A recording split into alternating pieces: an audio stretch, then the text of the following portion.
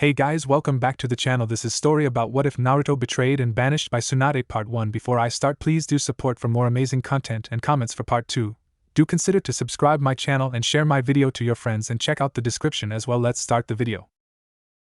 The darkness seemed to loom over Naruto as he gazed wide-eyed in shock upon the members of the esteemed council. Their words rang hollow in his ears as his breath left his lungs in dread. "What did you just say?" Naruto whispered, not willing to believe the command they had just given. "You are banished, Naruto," Tsunade muttered somberly. While she seemed sad from the entire ordeal, the betrayal stung fiercely. "By the will of the council, and by vote, you are to leave the village in 2 days or you will be forced to leave." "Just 2 days," Naruto muttered, his eyes sinking to the floor, an empty feeling falling over him. Betrayed. By the very people he had strived to protect and win their favor. For nothing. "I am sorry, Naruto," Tsunade muttered as she ignored the wary looks the council members gave Naruto, no doubt standing ready to suppress an eventual possession by the Kyuubi. "But considering the state in which you brought the Uchiha back in, as well as your recount of the events that went down, the council have raised worry over the status of your seal. The council does no longer want to be held accountable for whatever may happen should something happen with you or the seal." "But Jiraiya have better things to do than to babysit you," Danzo muttered, ignoring the harsh glare sent by Tsunade. "Hokage, please, we have more things to discuss."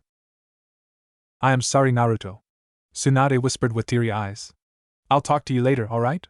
You should prepare and make your farewells with your friends." It had only been a day since he brought Sasuke back from his attempt to join Orochimaru. He should have known that his efforts would prove futile, considering their blind hatred for the fox. After the grave news of his banishment, he had limped home still wounded from the retrieval mission. They wouldn't even give him time to heal. He was 12 years old. They wouldn't even let him heal before throwing him out into the woods. It scared him. He would lose his home, never to return. The very thought had never befallen him before. It was unthinkable that such a thing should ever happen. But it did. And everything he had worked so hard for would be lost with it. Just because he'd used the Kyuubi's chakra in order to survive, after Sasuke had pierced his lung. That his teacher Kakashi had taught him, while leaving Naruto to fend for himself before the Chunin exams. Naruto shook his head as he felt anger flare up. It wasn't fair. He had done his mission, completed it, and been treated like shit for it. Even Sakura hadn't even come to see him once after he'd brought back Sasuke. He didn't know what he expected, really. How stupid he had been. Arriving at his apartment, he let himself inside and stood for a moment in the utter silence that seemed too much louder than it ever had before. The truth was nobody had come to see him. Naruto let himself sink to the floor as desperation took him. He cried. The last time he had cried like this was when Haku died. It seemed so long ago now, like a different life.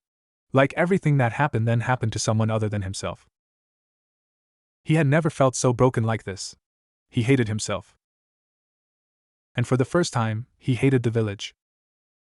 In wild anger, Naruto screamed in desperate sorrow before picking up the closest object he had and threw it into the wall. Rampaging through his apartment, and cursing the village and everyone in it alike, Naruto didn't care that he broke everything he owned. It wasn't like he needed any of it anymore anyway. He hated them all for this. He hated them all for using him and throwing him away. He hated them all for making him crawl and bleed for their approval which they never gave. As Naruto calmed down, he gathered his thoughts and drew a shuddering breath. The truth was, he had nothing here. Nothing and nobody. He had thought Tsunade cared, but that wasn't obviously much. Jiraiya was not here either, so he figured Jiraiya did not care much either. And his team, well, the length of their affection had been shown clearly, since he'd been home for over a day, wounded without anyone coming to see him. The only thing he had in Konoha was his dream. But dreams, Naruto realized dreams were for children. Not monsters like himself. Crying silently, Naruto began to pack everything he thought he would need to give himself a fighting chance. He would leave. Tonight. He wouldn't give anyone the courtesy of giving their false farewells. He would go and find some sort of serenity elsewhere. It did not take him long to finish packing. Eventually he stood before his door, with his backpack filled and ready to go. Reaching for the handle of the door, Naruto hesitated. This was it. He was actually doing it. A part of him felt like a scumbag, leaving in such a manner like Sasuke had, but it was not the same at all. They were throwing him out, against his will. His face took on an angry snarl as he reached up to his forehead in order to pull off his headband, his tears having long since dried up. Looking at the headband, Naruto felt his anger lessen upon the memories it invoked in him. A somber smile fell upon his lips before shaking his head. Another life, maybe? Letting it go, the headband fell to the floor with a heavy thud. Giving it a last glance, Naruto opened the door and disappeared into the night. It wasn't until his last day that anyone in the village noticed his disappearance. "Hey Naruto!" a voice called out. Heaving with heavy breath under the amount of weight he carried upon his shoulders, Naruto gave the young man that came running an annoyed glance. "Ryu." Naruto greeted his friend, before heaving the logs that were easily 5 times his own size onto the makeshift sled that stood before him at the outskirts of the small village of Kizara. Leaning back to stretch his back, Naruto ignored the incredulous looks from the other workers around him. It still made him uncomfortable, despite having been living in the village for the last 5 years. He had traveled for 2 years, after his departure from the village, seen places and talked to interesting people before finally deciding to settle when he came upon the small province which held the Kizara village. It had been some very good years he'd lived there. Peaceful, and without the hate-filled glares and stares that he could still remember from Konoha. When he was younger he'd always pitted the civilians, naive as he was, as he believed that everything that was worth doing in life had been as a shinobi. But during the last 5 years he'd known peace. For once, as far as he could remember, he had serenity. Here he was just Naruto, an orphan of war who did not know his family name. He'd yet not told anyone of what he carried, as it would no doubt change people's views of him. Chances were he'd been chased out of yet another home. He was 19 years old now. He'd changed a lot as well. Before, back in Konoha, he'd been a squirt, even among those of his own age. Now, he towered over most he came across, being a good head taller than everyone else in the village. He was quite happy with how he turned out, and the physical work the village demanded every day had done him good for the last few years. The first time he'd overheard the local girls call him handsome had been quite refreshing. He supposed the amount he worked out physically helped their attraction, but he was not complaining. Naruto had never stopped training, despite having no intentions of ever going back to becoming a shinobi. He'd quickly realized the uses of enhancing his muscles with chakra when it came to physical labor, and so had continued practicing his chakra control. He liked to think he'd improved quite a lot, but it was not like he had anyone to compare against. While they were in the land of Earth, Naruto had kept far away from any shinobi villages and shinobi themselves, as far as he could manage. As a civilian, he'd found work easily enough. He was young and strong, something anyone would see if they saw him, being both broader and taller than any of his peers.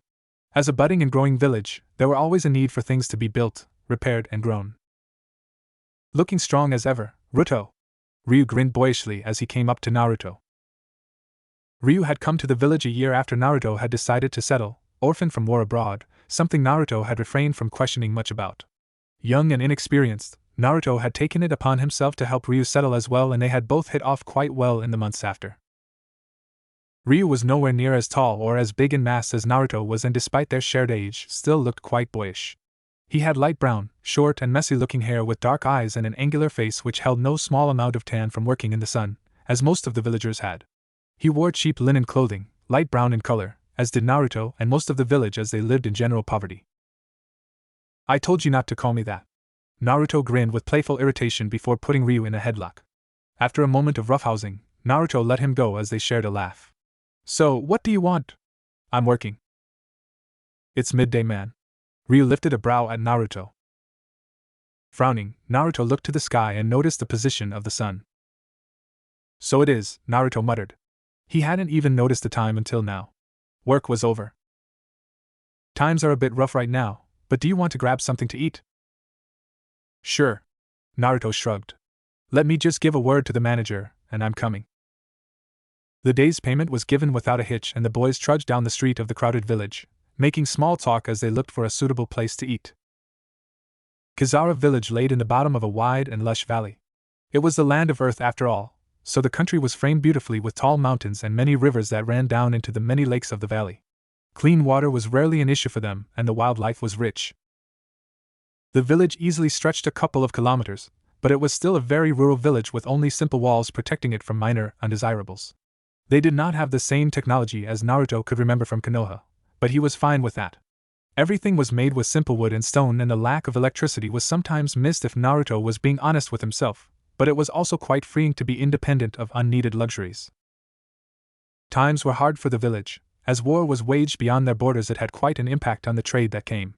Without much technology to speak of, Their lives were very dependent on trade as more and more refugees came to the village looking for respite from the horrors outside the valley.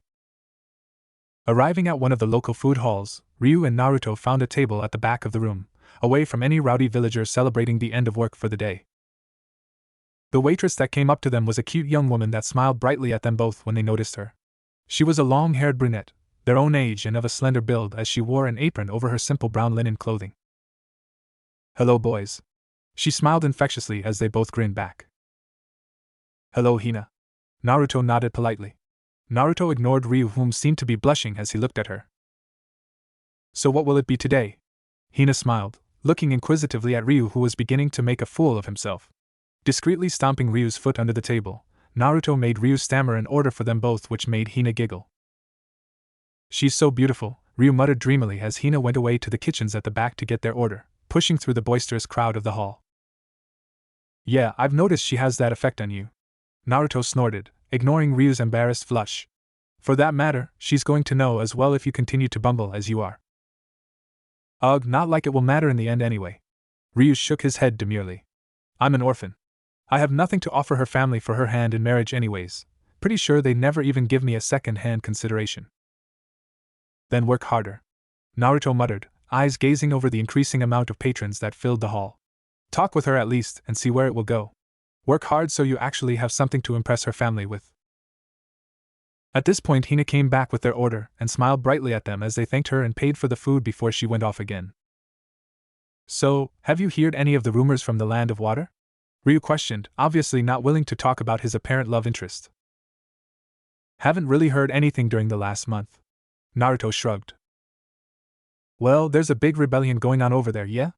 Ryu began, and Naruto nodded, already knowing this. "Something big went down, like people are talking about a giant demon appearing or something like that." Naruto's shock was easily hidden as he kept eating. Another one of the sealed beasts, maybe? It wouldn't surprise him if either side of the war had gotten their hands on a Jinchuriki. Hiding his surprise, Naruto lifted a brow with a smirk at Ryu. "Demon?" Naruto muttered in what he hoped sounded like unbelieving amusement. "Well, I dunno, you think something like that exists?" Snorting, Naruto kept eating with a thoughtful gaze into his bowl. "I think there are forces we do not understand in this world but demons, as we picture them from the many, many stories we are told. No. I somehow doubt it's as easy as that." "What about these bloodline users?" A memory, unwanted and unbidden, sprang into the forefront of his mind, and Naruto had to resist the urge to clench his hands in anger. "What about them?" "I heard they're really evil and dangerous, but aren't they just people with abilities?" "You shouldn't believe everything you hear, Ryu." Naruto fixed Ryu with a disapproving stare. "I know that, but I've never met one before." Ryu shrugged thoughtfully. "Have you?" "Not that I know of." Naruto lied easily. "And that's exactly my point." Ryu eagerly, leaning forth in his seat, as if explaining something secret. "Just imagine walking past someone with a special bloodline, with special powers. Like, being able to shoot fire or something." Naruto kind of wanted to say that it does not take one a bloodline to be able to shoot fire, but it was honestly irrelevant. Most civilians away from shinobi villages never saw anything more interesting than the usual samurai, so Ryu's imagination was very justified. "They're just people like you and me, Ryu. Both good and bad and everything in between. You take the fun out of everything, you know," Ryu muttered, ignoring Naruto's snort as they ate. "I wonder if things had been different if I had one." "A bloodline, you mean?" Naruto lifted his brow and Ryu nodded. "Wouldn't you like to be able to do things like they do? It sounds so incredible." Ryu's naivety was somewhat amusing, but a somber mood fell over Naruto as he thought about it. "From what I heard, in the Land of Water, before the rebellion began, I heard the Mizukage of the shinobi village declared all those with a bloodline to be slaughtered. In his eyes, they were less than beasts, too dangerous to be let alive." Naruto shook his head. "I heard it tore families apart, neighbors murdering each other in prejudice, fear and self-defense. So no, I think I'm fine with how I turn out." Ryu looked completely bummed out, but it was Naruto's honest opinion. Hopefully he'd respect that. Eating on in silence, it was not long after their discussion that the doors to the food hall was slammed open. Silence fell upon the room like a gunshot as everyone turned towards those that had caused the ruckus. As a federal law, only samurai in the employ of political leaders was allowed to bear swords. Therefore, The 5 men that had barged into the food hall were easily identified as such. They were clothed in traditional kimono, swords at their sides as their ragged faces gazed sneeringly over the crowd. The patrons quickly evaded eye contact and dully paid attentions to their drinks and hushed whispers with each other. Discreetly keeping an eye on them, Naruto followed them with his eyes as they went over to an occupied table before harshly pulling and kicking those that were using it away. Ryu kept his gaze down into his food, but Naruto was not really afraid of them. It was not an unexpected sight to see. It was quite often you could see the samurai beating up the defenseless for minor offenses and imagined slights. The abuse of power was common, and Naruto had even seen a man get beat up for breathing too loud. There were worse crimes the samurai had taken as well. While it did not happen often, there were times Naruto had heard the samurai taking liberties with the local women against their will as well as murder. They went unpunished for everything as well. In another life, Naruto would have stepped in and helped those in need, but he was no longer that person. He was just a civilian now. He would abide by the law like everyone else. He had considered helping many times, but ultimately thought the better of it. Fighting against those in power would bring nothing but trouble. Sighing, Naruto felt his old dreams of protecting his loved ones rear its ugly head at him, but he quickly shoved those thoughts to the dark pits of his mind where they belong. One would wake up as soon as the sun rose in Kizara village. Daylight burning, it was usually a rush during the summer season before autumn as their survival would depend on the fruits of their labor. While winter did not grow as cold and devastating as in the land of snow, it was still enough to make life considerably harder. Pull! A man yelled as several lines of men pulled the ropes connected to the foundation of a wall. Sweating, Naruto heaved as hard as he could along with those that surrounded him as they finally managed to raise the foundation to its standing position.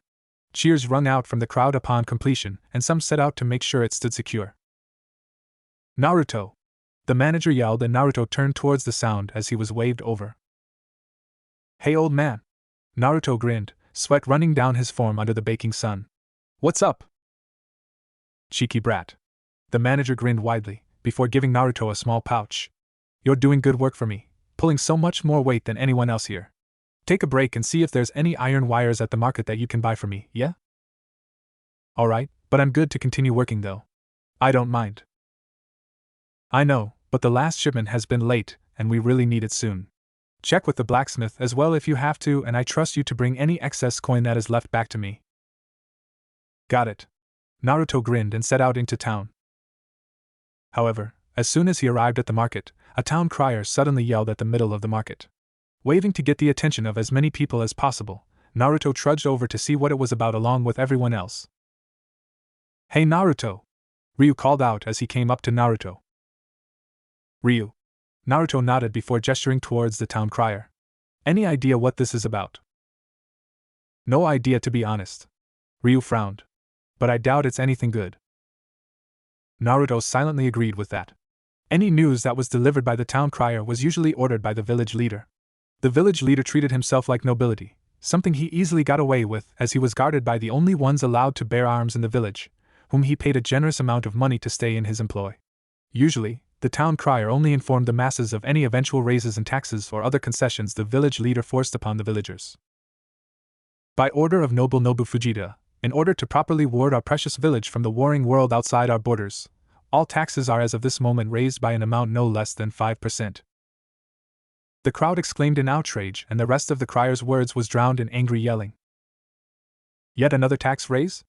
Ryu groaned. I'm barely eating as it is already. Guess in order for our noble Nobu to eat in his fancy villa, we have to go hungry.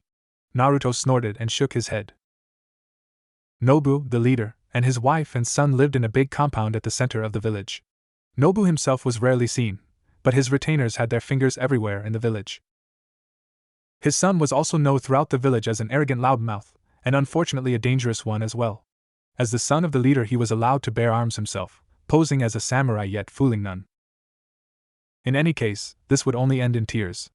Naruto could already see that they wouldn't be able to finish the new buildings at this rate, which would leave some of the refugees out in the cold or at someone else's mercy when autumn and eventually winter would come. The day went on in a somber mood as Naruto and his colleagues did their best to keep their hopes up. Naruto, at the very least, had a home, a small shack, but it was way too small for more people to live in. Lives laid on the line depending on the result of the construction. Naruto and Ryu eventually found themselves back at the food hall to spend whatever few coins they had for a light snack. And Ryu wanted an excuse to see Hina, but they didn't talk about that. "How's the shop?" Naruto asked as he absent-mindedly gazed over the crowd. "After today, not sure," Ryu muttered, his eyes lingering on Hina as she walked among the many patrons. The same samurai from the day before suddenly entered, but Naruto and Ryu paid them no mind. There were considerably less people present, most likely due to the unfair tax raise, and so the 5 samurai found themselves an empty table easily enough without taking it from someone else. Conversations were held by low and somber voices, and Naruto and Ryu didn't really feel like talking much. "Please don't," Hina suddenly cried out, and the hall fell silent. "Don't be shy, darling," one of the samurai sneered, and his companions chuckled as he held a tight grip on Hina's wrist. "My father owns this village. I can show you a real good time, you know." The son of the village leader. Naruto didn't even need to think to realize this was bad news, even more so for poor little Hina if this scumbag had his eyes on her. Naruto cast a quick glance at Ryu to see him clenching his hands in anger as the creep pawned at Hina. "Don't," Naruto whispered and shook his head, but it went unnoticed by Ryu, whose gaze was fixed at what transpired. He could see that Ryu wanted to intervene, but no good would ever come of it. Eventually, the son of Nobu got a little too frisky, and Hina in her panic scratched his face in order to free herself. Everyone gasped as the son and the rest of the samurai stood furiously. "You bitch!" he yelled in impotent rage. "Come here!" People yelled in fright and moved to get out of the way as the samurai ran and grabbed the poor girl. Ryu had long since jumped to his feet, and Naruto could see this ending in no good way at all. Maybe it was egotistical of him, but Naruto rose and turned to leave. He didn't want to see this. He'd warned Ryu about meddling, and whatever he did now was his own choice. "Please, no!" Hina screamed as the men pushed her down onto a table and stretched out one of her arms as her father sobbed helplessly in the background. "I will cut off your fucking hand, bitch!" The son snarled and pulled out his sword. People yelled in dismay as the son approached and raised his sword, spurring Naruto to quicken his steps to leave sooner. "No!" Ryu suddenly yelled. Naruto turned around just in time to see Ryu charging into the sun. The son, obviously knowing a little on how to use the sword, easily freed himself and quickly slashed a shallow cut across Ryu's chest. Ryu yelled in pain before one of the samurai fell him over and sat down with his knee on Ryu's chest in order to hold him down. "Hold him still!" The son yelled furiously as he turned back to Hina, whom was looking desperately at Ryu. "You'll take care of him after I'm done with this bitch." Naruto closed his eyes and took a deep breath. Should he just go? 5 long years he had lived in this village without a single incident. It was his home now. And while it was far from perfect, he loved his current life. One action was all it would take for him to lose it all. Opening his eyes, he saw the son raise his sword arm above Hina as she pleaded desperately. He made a decision. As the son rose the sword above his head, Naruto was already there and grasped onto his wrist and halted his downward slash. Not giving anyone time to respond, Naruto grasped onto his face from behind and drove a knee straight into his spine. Quick as lightning, Naruto sidestepped and wrung his wrist that still held onto the sword. The movement sent the son flipping over his own hand before landing on his back with a bang, his head hitting the ground hard. Disarming the downed son, Naruto spun to his feet and used the newly acquired katana to deflect an incoming slash from the closest samurai. Stepping closer to the samurai, Naruto enhanced his legs with chakra and stomped down on his foot. The samurai yelled in pain, but was halted as Naruto hit his fist up into his chin. The force would have sent him flying, but being lodged to the ground by Naruto's foot on his own, he instead went flat out on his back, the back of his head slamming into the wooden floor. The other samurai was already in motion, and Hina had scurried off and away from the battle. Sidestepping a thrust, Naruto yet again grabbed onto a samurai's wrist and spun low to the side, barely ducking under a slash from the man's comrade. Quickly, Naruto slashed deep into the man's leg, sending him screaming to the ground as his leg was now useless. Naruto spun back to the man he still held the wrist of and pierced his shoulder with the sword straight through before shoving the man and the sword away, effectively sticking the samurai like an ornament upon the wall. Ignoring their pained screams, Naruto turned a calculative scowl upon the last samurai, whom quickly turned tail and fled, most likely attempting to tell his master of what had happened. Naruto took a shuddering breath. It had been a long time since he'd moved like that. While it wasn't entirely unwelcome to stretch his legs, so to speak, the blood that followed was indeed regrettable. Looking around himself, Naruto noticed everyone present staring at him completely dumbfounded. Some looked frightened of him, and it brought a whole set of unpleasant memories to the surface. Briskly and without saying a word, Naruto left the food hall and hurried home. He had no illusions about staying. The guard that had run off would no doubt be bringing back up along with a very furious and very powerful noble. It was time to disappear. In the middle of his frantic packing, Naruto froze as he heard knocking on the door. He considering bolting through the window of his little shack, but a voice called out. Naruto! Let me in, I know you're there! Ryu's voice called out. Naruto sighed and opened the door. Letting Ryu inside, Naruto held his eyes low and continued packing. Whatever questions you may have need to be quick. I need to leave before the Nobu's men come to find me. What the hell was that back in the food hall, huh? Ryu exclaimed. You were so fast and so strong. How long have you been able to do things like that? It doesn't matter. Naruto muttered, just about ready to finish packing as he cloaked himself with a hood over the rest of the simple linen cloth he wore. I shouldn't have done it. I cannot live here anymore. I'm sorry you did it for me. Ryu muttered sadly, but Naruto shook his head as he headed for the door. Don't be. Naruto smiled sadly at his friend. Lay low for a while, alright? Nobu's son will most likely forget about your face soon enough, but I'm pretty sure I do not have that option. I have so many questions for you, Ryu shook his head demurely. If we ever meet again, maybe you'll answer some, but it is irrelevant for now. In a brisk pace, Naruto exited his little shack, Ryu following sedately after. The sound of yelling and smell of smoke filled their senses as they came outside. The hell, Ryu muttered in confusion before he noticed smoke rising from a familiar location in the village. The food hall Hina. Ryu dashed towards the food hall and Naruto watched him go with a sad smile, before turning the opposite direction in order to leave, most likely to never return. Naruto walked alone a short distance before stopping. His stomach churned with a bad feeling. Damn it. The local food hall burned brightly in front of the crowd, yet none dared to intervene. In the middle of the town square, in front of the burning food hall, a crowd stood gathered around a couple of individuals. The townsfolk didn't look at them. They all had their eyes low, as the leader's samurai paced amongst them slowly with their sword drawn. Sitting on the edge of the fountain in the middle, a burly-looking individual with beard relaxed, his sword resting beside him in its sheath. He wore red, traditional cloth, trimmed with gold and intricate patterns depicting dragons of old. He held an apple in his hand which he cut pieces off with a tanto blade, eating slowly as his eyes slowly ran over the population present. The man's son stood beside him, an ugly sneer present on his face as he too gazed over the population with contempt. A samurai came up to the man and bowed deeply. Lord Nobu. The samurai bowed deeper. The man that was described is not here. Sighing, Nobu nodded and rose to his feet, glaring condescendingly over the crowd. Where, Nobu drawled slowly as the hall burned eerily behind him. Is the man who defies my rule? The crowd stayed silent and unmoving, none daring to raise eyes nor words. Nobu pursed his lips with annoyance, but his son shared none of his patience. You fucking pricks! His son snarled, walking over to an old man before kicking him down ruthlessly. Where is he, huh? Some of you know where he is.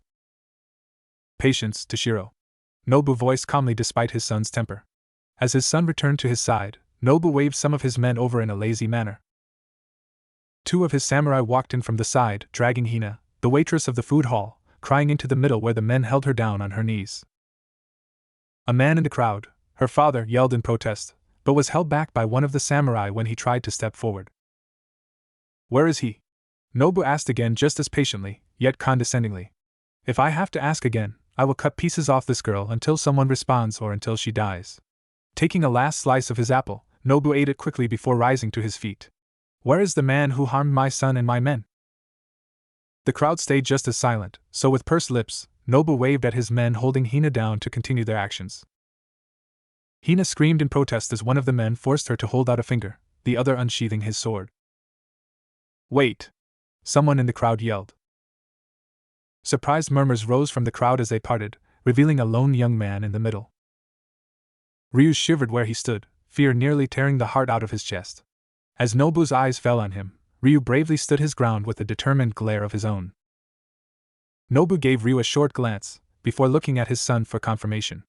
Toshiro narrowed his eyes at the boy with confusion, not really recognizing him, but nodding to his father nonetheless.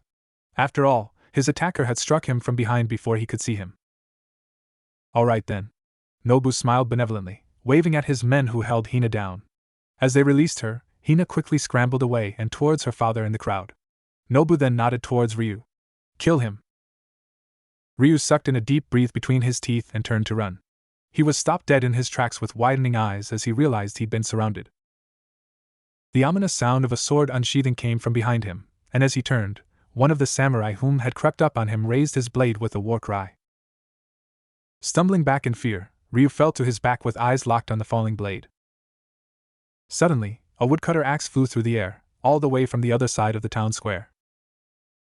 The crowd gasped in shock as the axe slammed into the samurai's chest, sword still held above his head as his eyes widened in surprised shock, before tumbling to the ground. Nobu's eyes turned to steel and snapped his gaze towards the direction of where it had come from. Naruto walked slowly towards the man he just killed with an unamused expression, ignoring Ryu whom laid on the ground looking at him as he approached. Coming to a stop over the corpse and having willingly walked into the middle of being surrounded by samurai, Naruto kicked the corpse over before grasping the handle of the axe. Yanking the bloodied axe out of the samurai's chest, Naruto looked towards Nobu with a bored expression. You wanted the man who defied your rule. Naruto drawled sarcastically, before scoffing condescendingly. He had never had any respect for the leader or his men, but now that they found themselves at knife point there was no longer any need to hide his opinion. Well, here I am. Nobu pursed his lips again, before looking at his men. Upon his nod, the samurai around him all drew their swords and began converging upon Naruto. Ryu. Naruto muttered, glancing at Ryu still frozen on his back from over his shoulder. Move. With a moment's hesitation, Ryu scrambled away from the scene. Naruto tightened his hold around the shaft of the axe, standing in a relaxed position with the weapon hanging from his grip. His eyes flitted over the men who paced around him, slowly shifting his feet to count them all. Naruto counted 7, a few remaining close to their master. One at his side suddenly decided to attack, lunging forward with a thrust towards Naruto's chest. Grasping onto the handle of the axe with a wide grip, Naruto deflected the weapon to the side before harshly shoving the blade of the axe in a cutting motion across the man's face. Not letting him recover as he screamed, Naruto swiped his legs from under him before slamming the axe down upon his back. As the surrounding samurai converged on him, Naruto swung wildly at them, forcing them to take a wary step back to avoid getting their head chopped off. Naruto could have ended it quickly if he used his clones or the Rasengan, but he had not used those tools in many, many years and would prefer not to. One samurai gave a war cry and lunged at him, motivating some of those nearby. Sidestepping the downward slash, Naruto spun and slammed the blade of the axe into the man's back, before pulling the man with the axe still buried in him into a spin. Naruto threw him into another who was charging at him, sending them both tumbling into the ground, one already dying from the fresh, opened wound at his back. Hot, searing pain suddenly burst out from his back and Naruto gave an involuntary roar of pain as his skin was split open by the sharpened edge of a katana, forcing him down to one knee. Turning quickly, Naruto gave a wild swing and swiped the legs from under the samurai who had cut him. Naruto angrily slammed the axe into the samurai's face a second after, charging to his feet as the nearby samurai were newly motivated after seeing his blood. As he stood, Naruto picked up the katana from the killed samurai, flinging it towards one who was close. The force was enough to send it straight through the samurai's chest, whose eyes widened in shock, dropping his own weapon before succumbing to his initial instinct of trying to remove it from his own body in shocked panic and futility.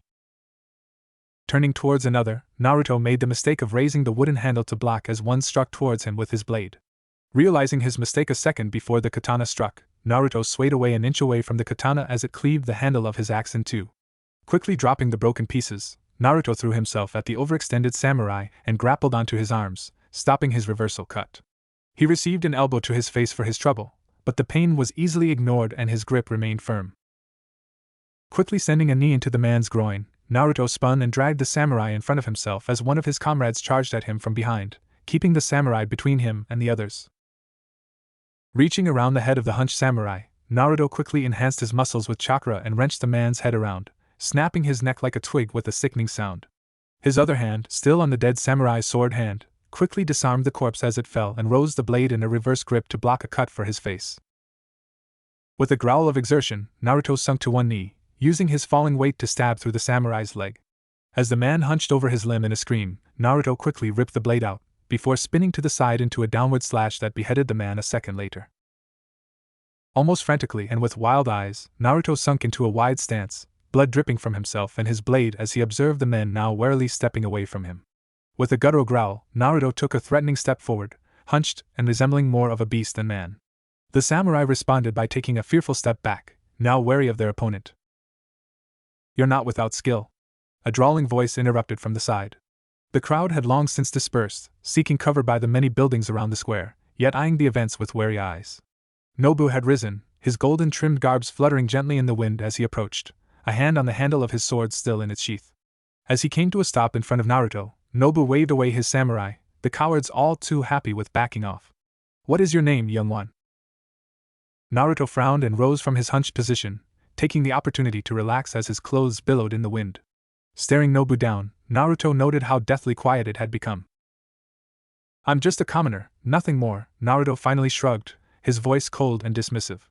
Naruto couldn't care less about the scum in front of him. He was a thug and a bully, not royalty. Nobu chuckled and shook his head, his cold eyes gazing at Naruto with curiosity. "You became something much more, the second you stood up to my son," Nobu drawled with the hint of a smile. "You became something even greater, by killing my men and now, threatening my rule." Naruto felt his hackles rise at the man's words. He reeked of narcissism and superiority complexes. Behind his cold eyes, Naruto could clearly see the unsettled mind of a megalomaniac. "Your rule," Naruto began smiling condescendingly with a scowl.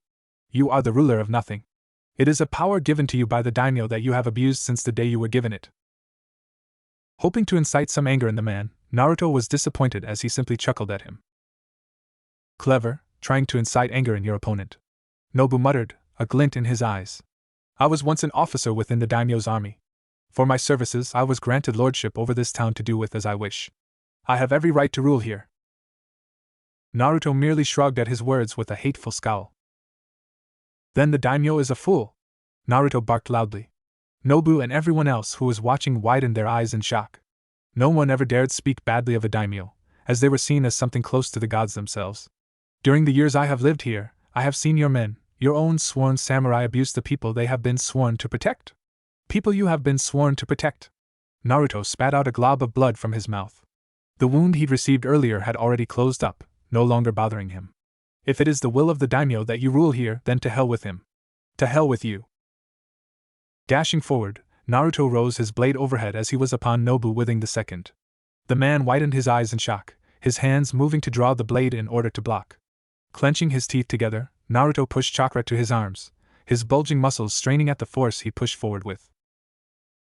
Nobu was fast enough to draw and raise his sword in a horizontal block, trying to stop Naruto from cleaving him from shoulder to hip. Unfortunately, the man had no idea about Naruto's background, nor ability with using his chakra to reinforce his muscles. The blade slammed into Nobu's regal blade with force unlike any swordsman Nobu had ever seen, pushing his blade down and out of the way. Naruto's blade cut deeply into Nobu's shoulder, severing arteries as it cut deep beyond the shoulder bones of his body before coming to a stop.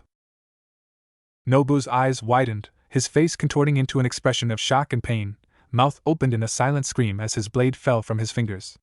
Naruto glared at him with a determined expression, ignoring the shock screams from the crowd looking at what was happening. Ripping the blade loose in a downwards manner, Naruto simultaneously forced the man to his knees while drawing it out of his flesh.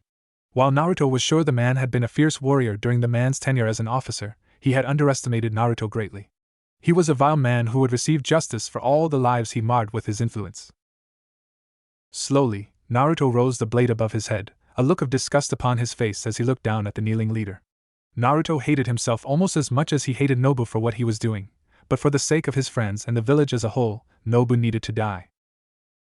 As Nobu looked up at Naruto with a shocked expression, disbelief still prevalent in his expression, Naruto let his arms fall, the blade descending faster than the eye could see. Nobu's head fell from his body, his essence leaking from both severed ends and soaking the earth. Silence filled the square, samurai and townsfolk watching alike as the young man stood over their now dead village leader. Stabbing into the ground, Naruto let his blade stand anchored to the ground as he kneeled. Grasping the hair of Nobu's head, he made eye contact with Toshiro, Nobu's son who stood frozen by the fountain, trembling with fear despite the death of his father. He was a coward through and through, despite his posturing over the defenseless villagers throughout the town. As Naruto rose, he lifted the severed head of Toshiro's father towards the sun, his hateful glare bearing down on the cowardly son. For you, you craven coward! Naruto hissed, throwing the head towards him. Toshiro yelped as it landed in front of him, jumping to the side in fright to avoid the head coming too close to himself. Naruto scoffed at the display before glaring at the samurai around him. They stood scared and confused, unsure on what to do. Naruto recognized many of them and knew them to be guilty of the cruelties they had done to the people over the years since he'd settled there. People of Kazara! Naruto roared out, rage and bloodlust still in his veins. His roar drew the attention of everyone present, and they gasped at the sight of the young man, covered in blood with eyes which seemed alight with fire, his irises sharing the color of the blood draped across his body. Nobu is dead. The man who have abused and used us for years is gone forever. Naruto leveled his glare on Toshiro, who seemed to shrink in on himself. Only his son is left to succeed him, and you all know his disposition towards us common folk. The very reason we are here today is because a young brave man attempted to stop him in having his way with an unwilling woman. Naruto yelled, turning around as he looked to the townspeople surrounding the square who looked at him completely enraptured. His eyes found Ryu, the man he was speaking of before continuing their travel over the crowd. He is nothing more than a parasite. He and his samurai are only as brave as the blade in their hands allows them to be against unarmed and peaceful folk. Take up arms, my people! Naruto roared again, blood thundering in his ears. This had gone beyond what he originally intended, but years of oppression was now resurfacing with his anger, a flame having been fanned to life like a forest fire. Take up arms! Take up arms and strike down these criminals who call themselves our protectors. Like a buzzing beehive, the crowd emerged from the roads and alleys of the village, scowling with foul expressions on their faces. The samurai that had so far been surrounding Naruto had quickly turned, leveling their weapons fearfully towards the approaching crowd who were yelling obscenities at them. Toshiro turned from face to face in the angry mob, his fear making way for childish indignation and fearful petulance. Stay back. I am your leader now, and you will do as I say. One step closer and I will. You will never be the leader in this village. Naruto roared as he stalked towards Toshiro with a scowl. The son turned towards Naruto fearfully for a moment, before surprising Naruto with a show of bravery as he charged him. Waving the sword above his head like a fool and screaming like a goat, Naruto narrowed his eyes and readied his blade at his side. As Toshiro was upon him, Naruto deflected the blade with a hard blow, sending the blade out of Toshiro's hands and to the side. Before he could respond, Naruto used the back of the blade to swipe Toshiro's legs from under him. Seeing this, the crowd burst into activity, emboldened by Naruto's actions. Like a single entity, they converged on the remaining samurai with little regard for their own safety. The samurai cut down an attacker each maybe, before the crowd swarmed them, forcing their swords out of their hands before ripping the rest of them apart with rage. With a war cry that was mirrored by the crowd a second later, Naruto rose his blade to the sky. Take back our homes. Naruto walked somberly through the former leader's home.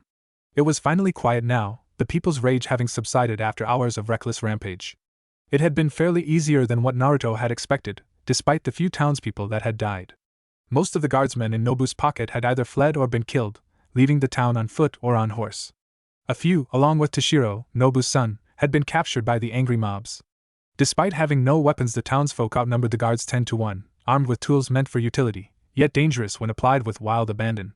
As Naruto paced slowly through the former leader's home, it was obvious that Nobu had been a well-traveled individual. Hanging like ornaments on the wall were blades of different shapes and sizes from different cultures around the world, the floors lined with exquisite carpets, and large paintings on every wall in every room. Satin curtains separated many rooms, silky pillows used for chairs. Naruto figured these were all trinkets and souvenirs from his time abroad as a soldier, probably looted through conquest. Everything laid strewn about, the larders emptied of all food by the mob who had raided the house. Naruto imagined the house having been in perfect pristine order before their rebellion, but now it was a shadow of its former self. This place was a palace, having been used for only Nobu and his family. Every winter Naruto had lived there thus far had resulted in refugees from the south dying from the cold and the starvation in the streets, yet all of this space could have easily housed many of them, effectively saving their lives. Naruto sighed, rubbing his eyes tiredly. It had been a long day, the sun almost about to fully set outside. It had all gone out of hand, yet Naruto couldn't find it in himself to be unhappy about it. Nobu deserved to die and all of his sworn samurai with him. Naruto had restrained himself for so long, keeping his desires to protect the villagers from oppression in the deepest pits of his mind, yet today had finally forced his hands. Was it worth it? Naruto went over to a window, leaning onto it tiredly as he watched the celebrating villagers roam the streets of their village. They were all drinking and eating with wild abandon, despite winter being few months away. There was little one could do to stop them, now that all the samurai were gone, but that wasn't Naruto's problem any longer. He would have to take to the road in the morning, resting for tonight. After a while of thought, Naruto finally left the palace, entering the outer gardens which led to the entry gate. The second he left, a familiar voice interrupted him in his path from behind. "Thank you, by the way." Stopping in his step, Naruto smiled and turned to give his friend a sidelong glance. "It's all right." Naruto shrugged at Ryu, who stood a couple of feet away with an apprehensive expression. An awkward silence fell between them, before Ryu approached, questions already dancing in his eyes. "So what are you gonna do now?" Naruto frowned. It wasn't the question he had expected, but an interesting one nonetheless. He'd given it a fair share of thought. "I will rest for tonight, I believe," Naruto murmured, smiling at a young couple who amorously made their way past them, too lost in each other to notice him and Ryu. "Tomorrow, I will travel south." "Where?" Ryu frowned, obviously not liking what he heard. "Good question." Naruto joked, and they shared a chuckle. "Wherever the road takes me, I suppose." "You don't have to leave, though." Ryu stepped closer and laid a hand on his shoulder. "You have a place here and there are no more samurai, no more Nobu or his son to worry about." Naive. Ryu was still so innocently naive, but Naruto couldn't find it in himself to rein of his parade. He couldn't find it in himself to tell him that the daimyo would merely send another to tax their village, as was his right as ruler of the lands of Earth. Before Ryu could argue further, Naruto held up his hand defensively with a smile. "No need to discuss this tonight, though. Shouldn't you be celebrating tonight?" Ryu blushed, much to Naruto's confusion. "Yeah, well, that's kinda why I was looking for you to begin with." Ryu sighed. "During the battle, I made sure Hina was safe before I rejoined the fight. I met up with her family after, when the celebration started, and got invited to celebrate with them." Naruto smirked, which Ryu noticed as a scowl came over his expression. It was ruined by his blush, though. "Shut it. I wanted to ask if you wanted to join, but if you're going to be an idiot about it." No, I'm sorry," Naruto interrupted with a laugh, apologizing sincerely. "I want tease, in truth I am happy for you. I'll join you, if only to make sure you won't make a fool of yourself."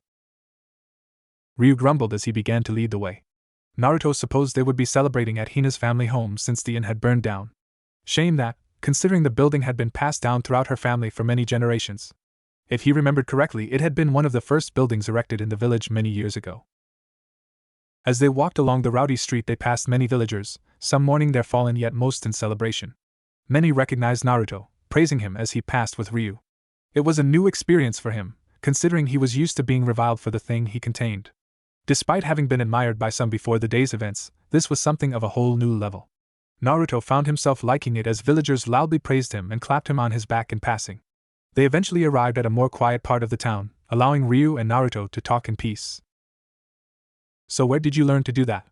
Ryu asked. "Learn what?" Naruto murmured as he trudged alongside of his friend, allowing himself to relax at the peaceful silence. The stars and the moon was up, lighting up the unlit parts of the town. It was a beautiful night as far as Naruto was concerned. "You know what?" Ryu elbowed him in the side, ignoring the scowl Naruto threw him. "Where did you learn to fight like you did? I've never seen anyone move like that." Naruto pursed his lips. He had no intentions of revealing much of his past, since it would only raise more questions he was in no way prepared to answer. "I wish I didn't have to," Naruto began truthfully, continuing when Ryu looked like he wanted to protest. "What I did was something I learned during my misspent youth. It's not who I am any longer," Naruto murmured softly. Ryu looked like he wanted to push, but let it wisely rest, seeing that his friend was unwilling to answer. They eventually came upon a decently sized house, 2-floor and long in width. The dirty windows were lit up in ongoing celebration, people yelling and singing inside. "We're here," Ryu mumbled, looking nervous as they stepped up to the door. Naruto smirked, but refrained from teasing his friend.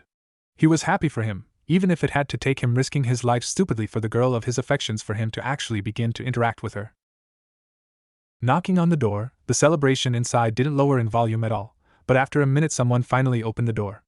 Hina greeted them warily at the door before a bright smile lit up her face upon seeing Ryu. Giving the boy a hug which set his face aflame, Ryu was promptly pulled inside by an eager Hina.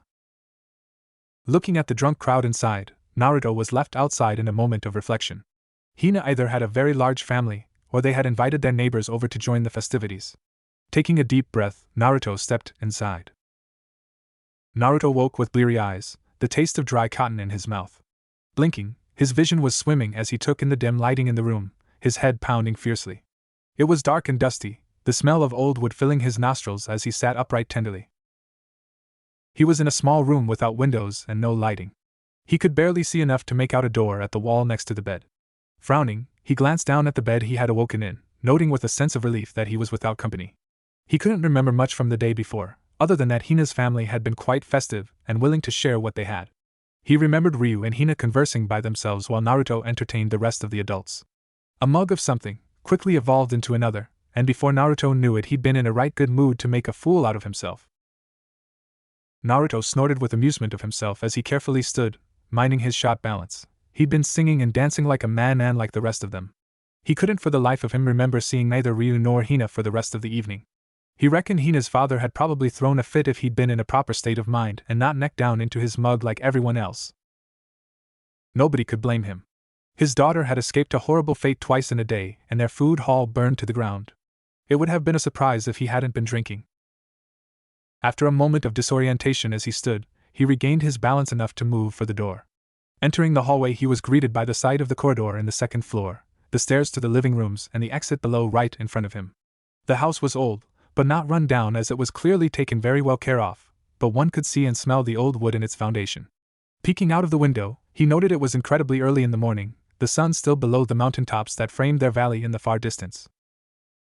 Moving slowly down the stairs, he grimaced at the pounding headache which protested each step. While he had never truly experienced a hangover like most due to his incredibly high metabolism, he was more dehydrated than he could remember ever being. He was usually never able to get drunk due to his physiology either, but Hina's family had been generous with their alcohol and filled his cup every time before he could empty it. They poured it fast enough for him to get affected when he downed the cups as quick as he did. He didn't even know what it was that they had served him. Probably something foul and strong they'd made themselves. It made sense considering what he could remember from the taste and the smell. As he entered the living rooms, he quickly noted Hina's father, Hiroto, cleaning the dishes used the day before by their kitchens. They got eye contact almost immediately and froze in an awkward standoff. Naruto's sense of decorum came after a couple of seconds, and he quickly bowed in apology. "I'm sorry, Hiroto. I had hoped to take my leave before anyone was awake." "It's no trouble," Hiroto muttered, smirking tiredly at him, and continued to clean the dishes. "You look like shit." Naruto was surprised by Hiroto's manners for a second, but brushed it off quickly. They'd spent a night drinking together, he supposed it shouldn't surprise that they could be informal now. Naruto snorted, quickly regaining his thoughts. "Feel like shit too?" Hiroto chuckled in response, shaking his head as he moved to fill a mug with water. "Sit," he commanded, moving towards the closest table where he put down the glass, obviously expected Naruto to seat himself. "Drink. The way you were knocking him back yesterday have got to have left you dry." "That's putting it mildly." Naruto grinned shortly, looking at Hiroto warily. He wasn't used to people treating him so kindly. "I really don't want to be a bother, It's rude if you don't drink when offered." Naruto closed his mouth as he was interrupted, but couldn't help the amused smile that came over him. "I remember you saying so yesterday too. I'm regretting listening to you now." Hiroto barked a laugh as he moved to fill a mug with water for himself. "Brat." Hiroto moved to seat himself across from Naruto, so he quickly moved to accommodate his wishes. Would be rude after all. Naruto thought it best to not mention that he could barely even remember them talking yesterday. After a couple of sips, Naruto leaned heavily onto the table, holding the cool mug onto his temple between drinking. He breathed deep and looked at Hiroto, who currently ignored him in their comfortable silence. "Sorry about taking up space throughout the night." "Sakai," Hiroto grunted. "'Twas I that put you there anyway." "Oh." Naruto frowned. Again, he wasn't used to such kindness. "Don't be so rotten surprised," Hiroto grumbled with that sardonic smirk of his. "Least I could do, considering what you did for us yesterday." Naruto sensed an uncomfortable topic in that, quickly clearing his throat in search for another. "Any idea what happened to Ryu?" Hiroto's eyes got filled with dry amusement as he glanced at Naruto. "He and Hina disappeared to her room last night." He shrugged, ignoring Naruto's shocked and widening expression. You were deep in your cups, so I ain't surprised you don't remember. Oh. Naruto muttered dumbly, wondering if Ryu had lost his mind. Yeah. Hiroto snorted at Naruto's expression. If you don't mind me asking, you're fine with that? Naruto frowned at Hiroto. When the father's eyes darkened into a scowl, Naruto couldn't help but feel smaller in his chair. Hell no. He grumbled. But the tyke risked his life for her, despite not knowing which order to put his feet in front of the other. Can't help but respect that, so if Hina wants to spend time with him, I ain't gonna say anything. Naruto nodded warily at his dark expression. It obviously still rubbed the father wrong. So nothing. Hiroto nearly barked. I still expect that little cunt to take responsibility. Ain't right, spending the night together the way they did. Least he can do is make them both honest about it. Now Naruto couldn't help but snort, barely restraining his laughter as his head ached. He merely shook his head at Hiroto's questioning glare. He didn't think Ryu would be too torn up about that demand, but that was his problem now. So, Hiroto continued after a couple of more minutes of comfortable silence. What are you gonna do now, HM? Naruto was in the middle of drinking as he heard the question. He took his time, carefully thinking over his answer. His decision from yesterday was still in the front of his mind. I'm thinking of leaving. Hiroto nodded sharply after a moment of silence. Where? South. Naruto muttered. Somewhere. Haven't figured out where yet. Smart. Hiroto muttered, standing up to return to his other duties, continuing to clean the house after yesterday. Can't say I blame ya. Really? Naruto lifted a brow. Nah. Hiroto shrugged. Unlike the rest of them fools around the village currently eating away at our winter storage, I know what's coming for us. Naruto closed his eyes with a grim expression of understanding upon his face. So you know the daimyo will send another to take Nobu's place? Obviously. Hiroto muttered. It's his lands, after all. Whoever he sends will bring soldiers. Soldiers with the intent to punish us when they find out what we did to them last once. Hiroto sighed, a dark look in his eyes. Won't matter who did what or who didn't do what, they will punish us all alike for what we did to Nobu and his samurai. News about what happened are bound to spread. And then they'll come. Naruto murmured, a haunted look in his eyes. He couldn't help but feel responsible for the situation the village was put in. And then they'll come. Hiroto agreed, wiping a glass clean harshly. Thundering down the road from the quiet vein, with horses, swords and bows and the intent to kill. Naruto sighed. The quiet vein was the single path through the mountains around them which separated them from the world outside the valley. As far as Naruto knew, there was no other way into the valley unless you fancied a deadly climb.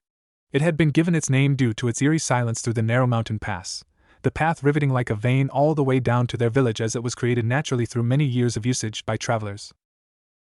We still have some time until then, Naruto murmured.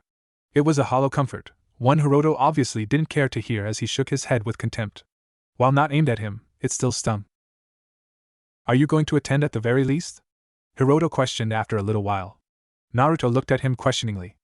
Hiroto sighed with an emotion present on his features that Naruto couldn't decipher. The execution?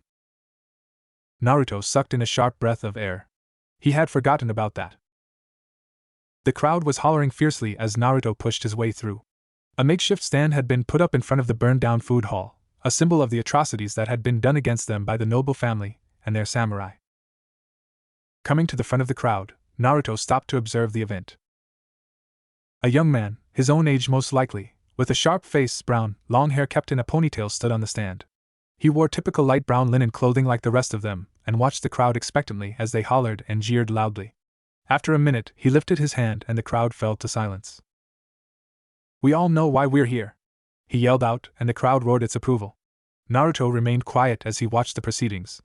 Nobu's dead. Struck down by our champion. Naruto frowned at those words. While the praise would normally make him smile, he didn't think anyone deserved praise for the bloodshed that occurred. His wife, along with what little samurai we didn't get our hands on, have disappeared to the winds. Naruto drew a relieved breath at that. While Nobu's wife had been just as guilty as the husband and son, Naruto didn't trust the townsfolk in making her death clean. Nobody needed to see the result of that. The young man leaned down to yank free a woodcutter axe that had been lodged in the wooden stand. Raising it to the side, he roared out to the crowd yet again. Now, only the despicable son remains. Bring him forth. The crowd roared to life again, this time with vengeance as some more young men brought Toshiro, Nobu's son, forward. His hands were tied up behind his back, eyes sunken and tired, lips busted. His feet dragged unresponsively along the ground, and it was clear that he had been beaten within an inch of his life. As sympathy welled up in Naruto upon the sight, he forced himself to remember why they were there. Why he had risen up against them to begin with. Neither Ryu nor Hina would be there if Toshiro had his way. The young man on stage was charismatic, no doubt about that, and the young men dragging Toshiro up were obvious followers. Naruto suspected he'd probably led a part of the riot yesterday, gaining a lot of respect among his peers. No other way they would be following someone their own age with such devotion. The young men dumped Toshiro at his feet on top of the stand, but the young man had to step away as the crowd hollered and took the opportunity to throw things at Toshiro. Naruto pursed his lips with dislike. Couldn't they just get this over with? The man catered to the crowd and let them have their way for a short while until he raised his hand again to demand silence. Toshiro Fujita. For your crimes against our village, we sentence you to die. The young man spoke, a sense of apprehension clearly seen in his body language, though he hid it well to everyone but Naruto. It was clear the boy had never done this before, and Naruto found it reassuring that one with such respect had second thoughts about what he was about to do. Do you have any last words? Toshiro was silent for a moment, shivering like a leaf. He muttered lowly, refusing to lift his gaze, but Naruto would assume he was pleading for his life. The young man on stage merely wrinkled his nose in disgust before shaking his head. The crowd stilled in expectation as he lifted his gaze to look over the crowd, maybe to gauge their approval. To Naruto's dismay, the young man's eyes fell on Naruto and widened, a smile growing on his lips. Naruto. He smiled, saying his name almost reverently. The crowd quickly followed his gaze, murmuring and cheering Naruto's name as they realized his presence. Our champion. Would you join me? Before Naruto could even open his mouth, the crowd behind him shoved him forward. Naruto apprehensively made his way up, although he didn't want to, but he recognized the opportunity to say his piece to the crowd after Toshiro had been dealt with. Finally, Naruto stood before the young man and the quivering Toshiro, apprehension on every inch of his face. The young man in front of him smiled brightly, almost reverently at him as he approached. Naruto. He bowed, reaching the handle of the axe in his hands towards him. Would you give us the honor of sending the worm on his way?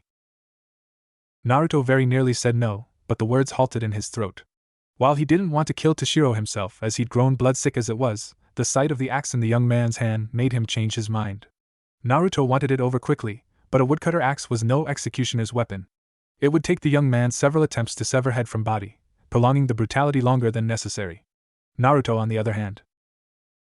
Sighing, Naruto nodded and grasped the handle. What's your name? Naruto murmured, observing the green eyes of the young man in front of him. He blinked in surprise as he relinquished the axe.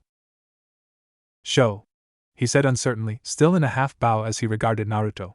He couldn't understand the deference in his manners, but Naruto would respect it nonetheless. As they separated, Naruto grasped onto the handle tightly, ignoring the eerily quiet crowd that watched. Refusing to think on it longer than he had to, Naruto raised the axe above his head, pushing chakra into his muscles in preparation for the strike. With a single blow, the head was separated from its body and Nobu's line was gone forever.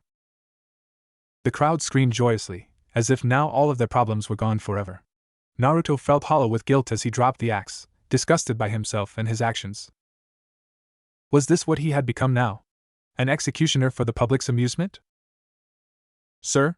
A voice called out to him among the roaring crowd, pulling Naruto out of his dark musings.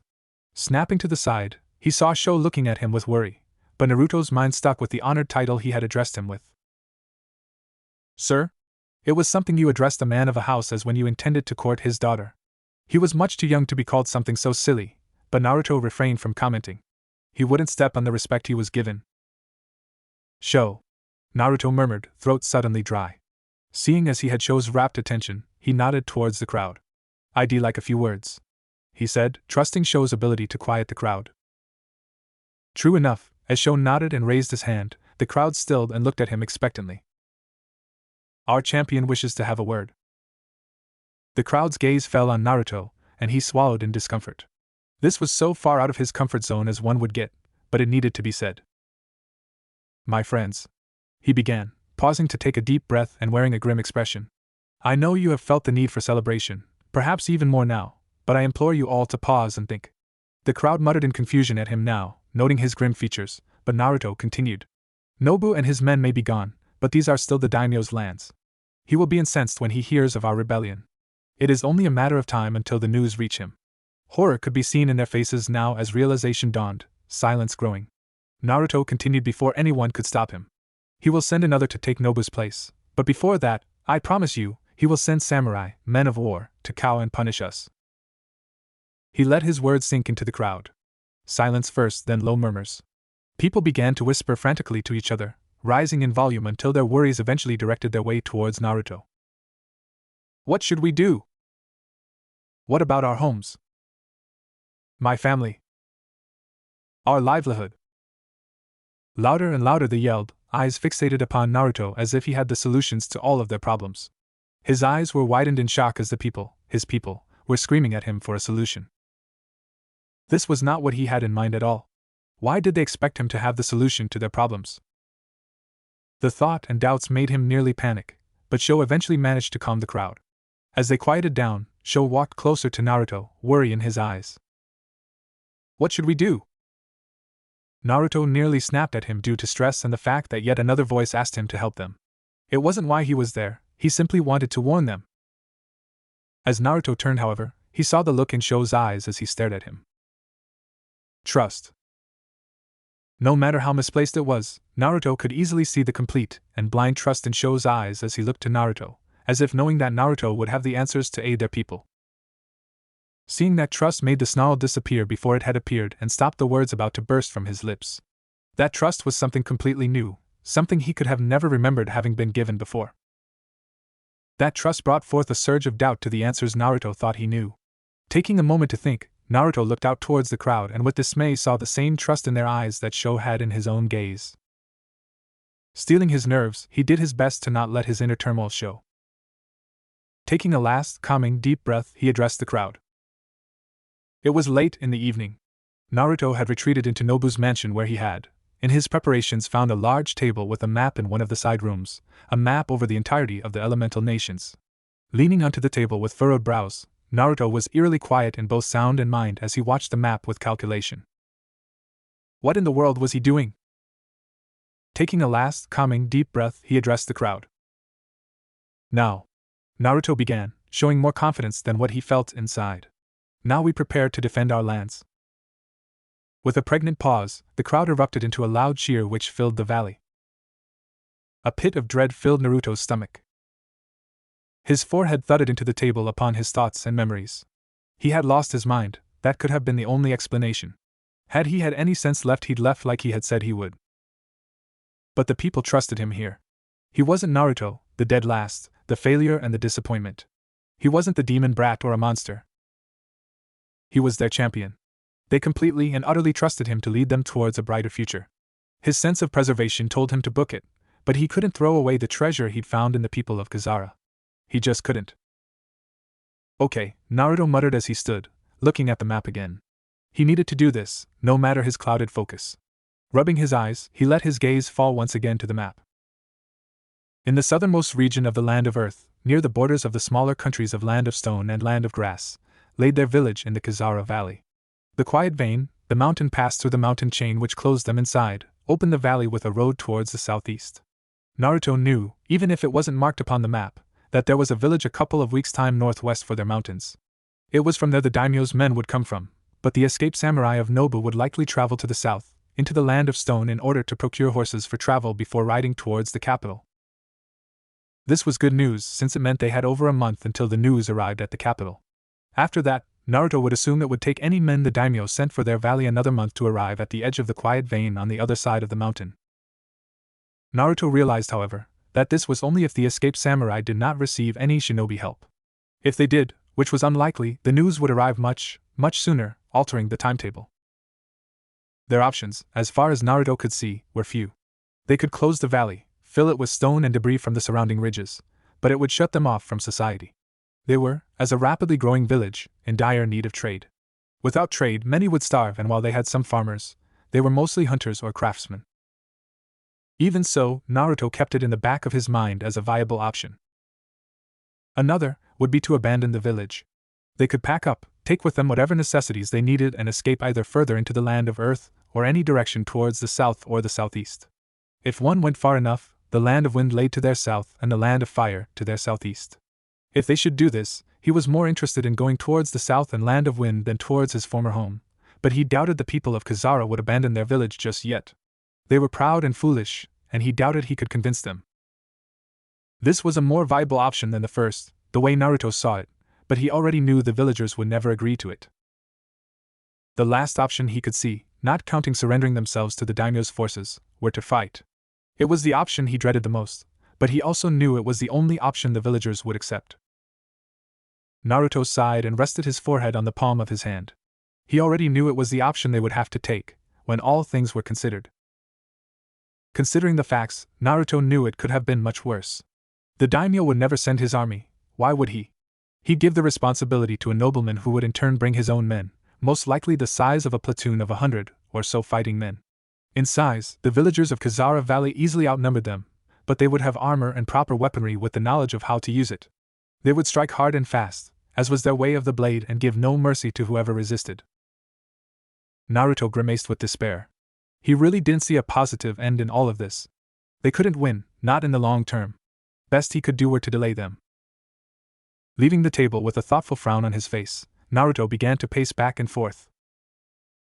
He supposed his deduction wouldn't be entirely true. They had a strategically sound location. There were no nearby villages the daimyo's forces could supply themselves from. They could easily wait them out in a fight for attrition. This could easily be done if they closed the vein, but he was hesitant to remove their one way of escape, trade and communication with the outside world. Naruto paused, frowning deeply. What did they have to fight with? They had no armor or proper weapons. All they had were tools and crafts and people too stubborn to know what would be best for them. An idea dawned on Naruto, a smile growing at the corner of his lips. They had wood and stone, more than they could ever have a use for. With that idea in mind, a calm finally settled over Naruto's nerves. Maybe they actually had a fighting chance. Morning came too soon in Naruto's opinion. He had fallen asleep, exhausted by the planning he'd done over the night, and eventually dumped his body on some of the remaining pillows in Nobu's old mansion. For some reason most of the villagers stayed far away from the now empty palace, perhaps a force of habit. Either way, Naruto intended to now use it as a staging ground to organize the defenses of the village. It laid in the village's center and near the town square, so it would be easy to go where he wanted. As he yawned and neared the doors of the exit, he paused for a moment as he heard the loud argument right outside. Frowning, Naruto opened the doors and was greeted by the scene of nearly 10 grown men, including Sho and Ryu, in a wide and loud argument with one another. Blinking, irritation quickly filled Naruto as he sunk into a scowl. It was still way too early in the morning for such tomfoolery. "Shut it!" he barked, his voice piercing the air and silencing everyone present. They jumped in surprise, snapping towards Naruto in response. "Against all of the odds we're facing, you are already squabbling like children among ourselves?" Sending an admonishing glare across the crowd, including at his elders more than double his own age, he was satisfied when each and everyone shamefully looked down in front of them. "Now, what's this about?" "My lord." Sho took a brave step forward, bowing deeply at the hip in deference. "We have been arguing about our next course of action. We are unsure as to what we are to do." Naruto's jaw fell open in shock, before he regained his composure in shock. "My lord? My lord! First it was sir, and now my lord?" Absolute madness. Naruto nearly corrected Sho, but his eyes traveled across the crowd on the steps below him. All of them, even his elders, seemed to agree with Sho's deference. None showed any resistance to the title laid at his feet. While it was true that Naruto had spent the night in the former lord's palace, Naruto hadn't planned for a title such as lord to stick the day after. Thinking more deeply on it though, he supposed that in a way of rank, that was what he was now. They had all asked for his words, his guidance, and he was now committed to lead them through the difficulties ahead. By all rights, he was now their acting leader, their lord in any other situation. Glancing over at Ryu, Naruto couldn't help but smile and give his friend a small nod. He looked like he was about to have a serious case of conniptions in the shock of seeing everyone defer to Naruto in the way they were. Last thing Naruto wanted was for his friend of nearly 2 years to treat him in the way that Sho was, even if he appreciated the respect. Taking a deep breath, he looked over the rest of the men present. There were several of the elders across the village, among them the blacksmith, a couple of the owners from the largest shops and farms, and some of the construction managers. It was obvious that these were men who had taken it upon them the responsibility of beginning to organize a defense, but they needed a guiding hand to lead them. He supposed Sho would represent the young, capable fighting men who followed him from the start of their rebellion, but why Ryu was there was beyond him. He supposed his friends simply wanted to talk. Please, Naruto said, nodding to the crowd as he gestured for them to enter. We have much to talk about, it seems. As the men entered, Naruto gave them all passing smiles until Ryu came up to him. So? Ryu grinned cheekily. Do I have to call you Lord now as well? Naruto snorted in amusement, clapping his friend on the shoulder before dragging him inside. His presence would be appreciated, even if it was not necessary. They eventually filed into the wide room with the map across the table where Naruto had spent most of his prior evening to plan and think. Standing at the head of the table with the full attention of all, Naruto began to relay his thoughts. All who were capable would begin to chop wood and gather stone. They needed walls and defenses. The carpenters would enlist people to make wooden palisades, spears and javelins, bows and arrows. The work ahead of them were significant, and their eyes were wide upon the responsibility.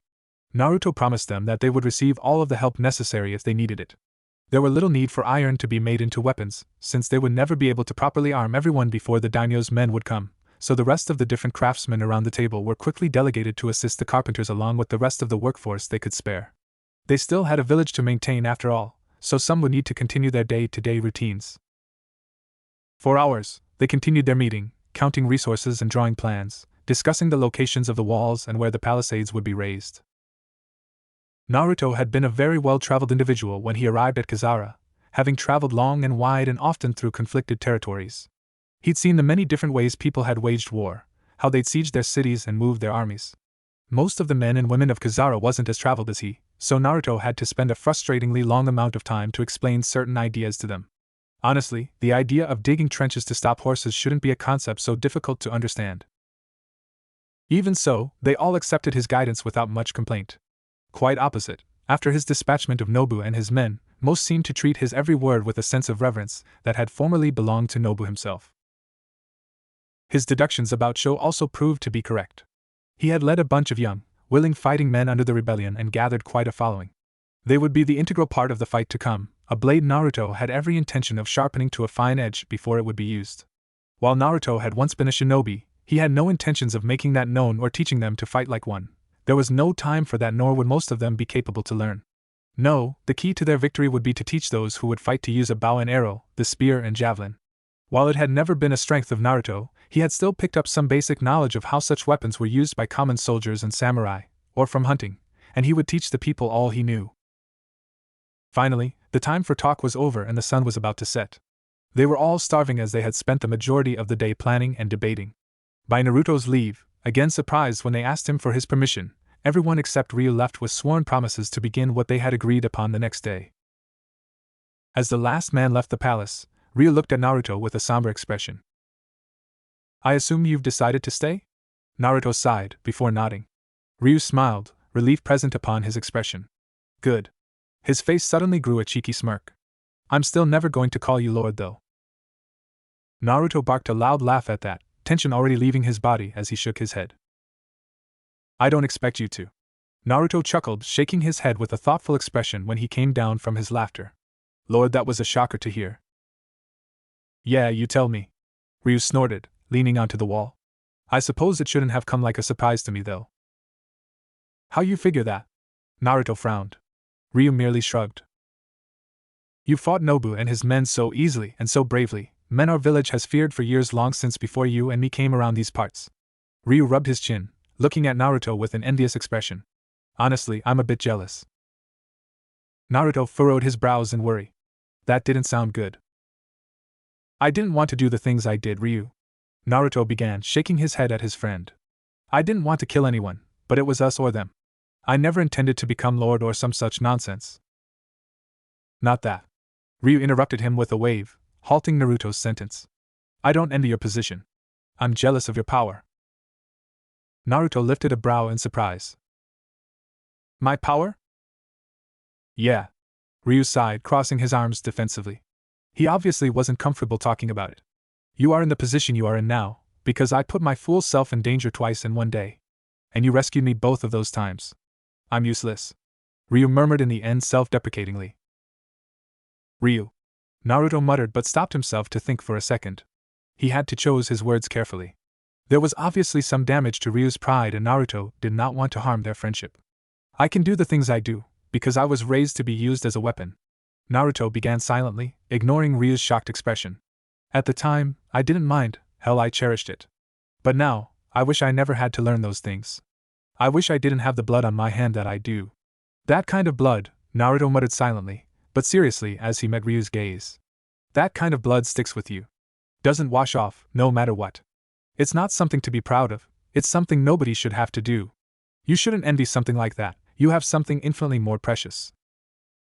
Silence grew between them. Ryu shuffled uncomfortably, before looking up at Naruto hopefully. I do? Ryu was an orphan of war. He came from nothing and had obviously expected to always be nothing. He didn't know how lucky he was though. You do?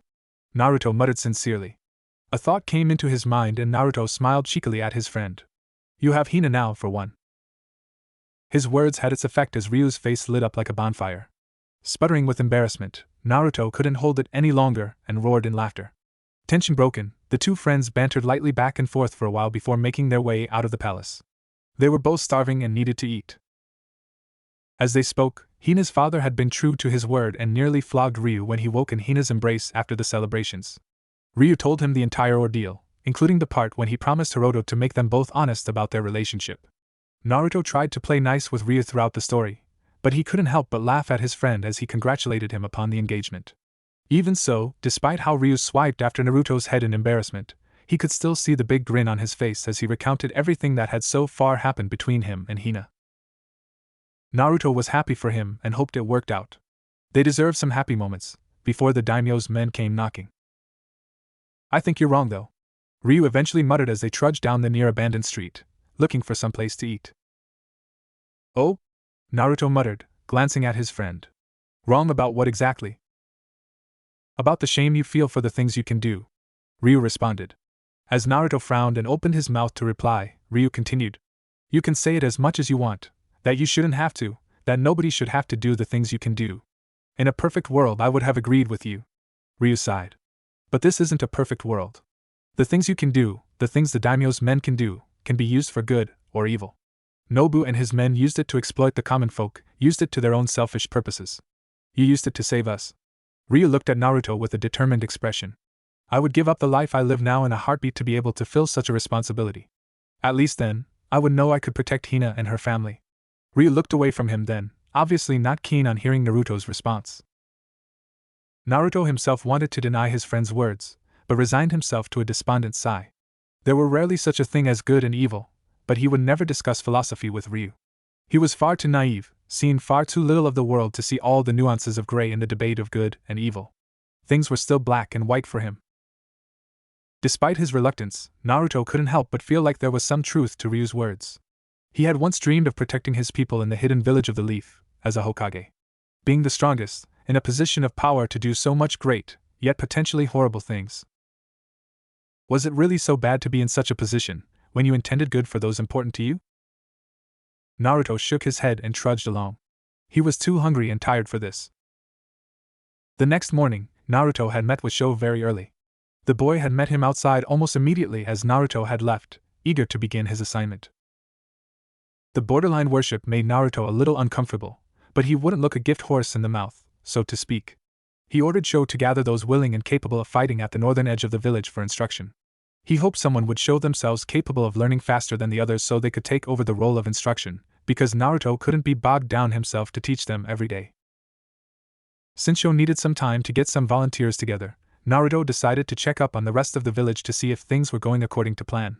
He had a fleeting idea to use his shadow clones to lighten the workload, but he quickly wiped that thought from mind. He'd barely used any of the shinobi techniques since he left the Leaf Village. It would pull attention towards him, from other shinobi including the nearby villages. Since it was in the nature of shinobi to be naturally twitchy, Naruto really didn't want the attention. There was also the chance that if the daimyo got news of someone in their rebellion being capable of using chakra, he would send shinobi to solve the issue. That was a ken of problems Naruto was in no way interested of opening just yet. As far as he was concerned, the less anyone knew of his abilities, the better. He didn't want any attention from any shinobi villages or any missing nin at all, and that included his former village.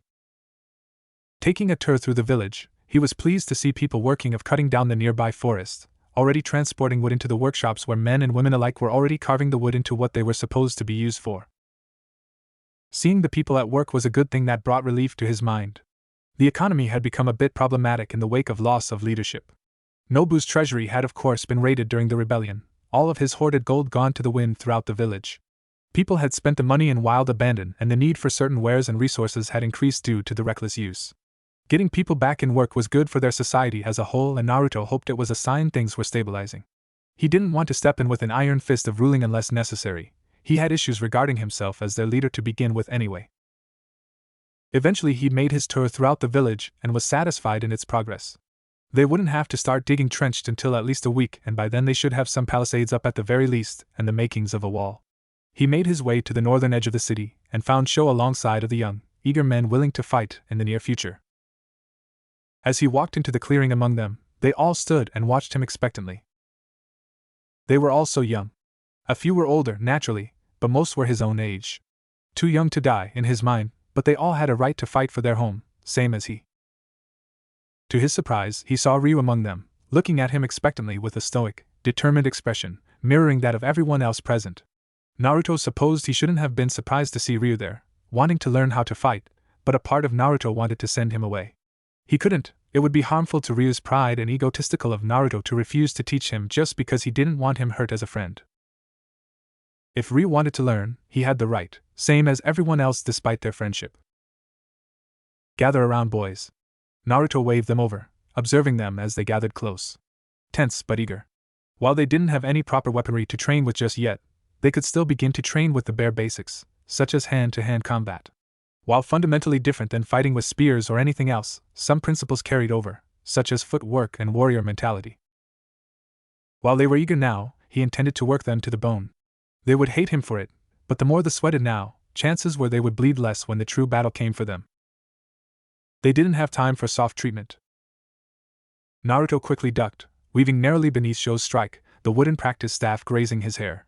Quickly moving within range of Sho for hand-to-hand, Naruto slammed his fist into Sho's sternum.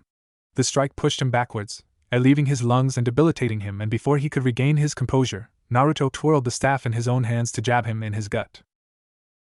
Sho managed to sidestep, blocking the jab with his own staff before throwing himself into a lunge towards Naruto midsection. Already seeing an overextension where it occurred, Naruto deflected the strike and kicked Sho's leg from under him. Letting Sho fall to the ground hard, Naruto kicked him in the side to remind the boy to move. Falling to the ground was no excuse to give up. The enemy didn't care if you lost your breath or footing, they would kill you the same. Sho rose into a spin, swiping wildly after Naruto, who again narrowly dodged it. Repositioning themselves again, Sho heaved for breath as sweat ran down his bare torso under the baking sun. Naruto wasn't even winded, but the comparison was quite unfair all things considering. Alright, enough, Naruto said, smiling at Sho, whose tension left his body immediately.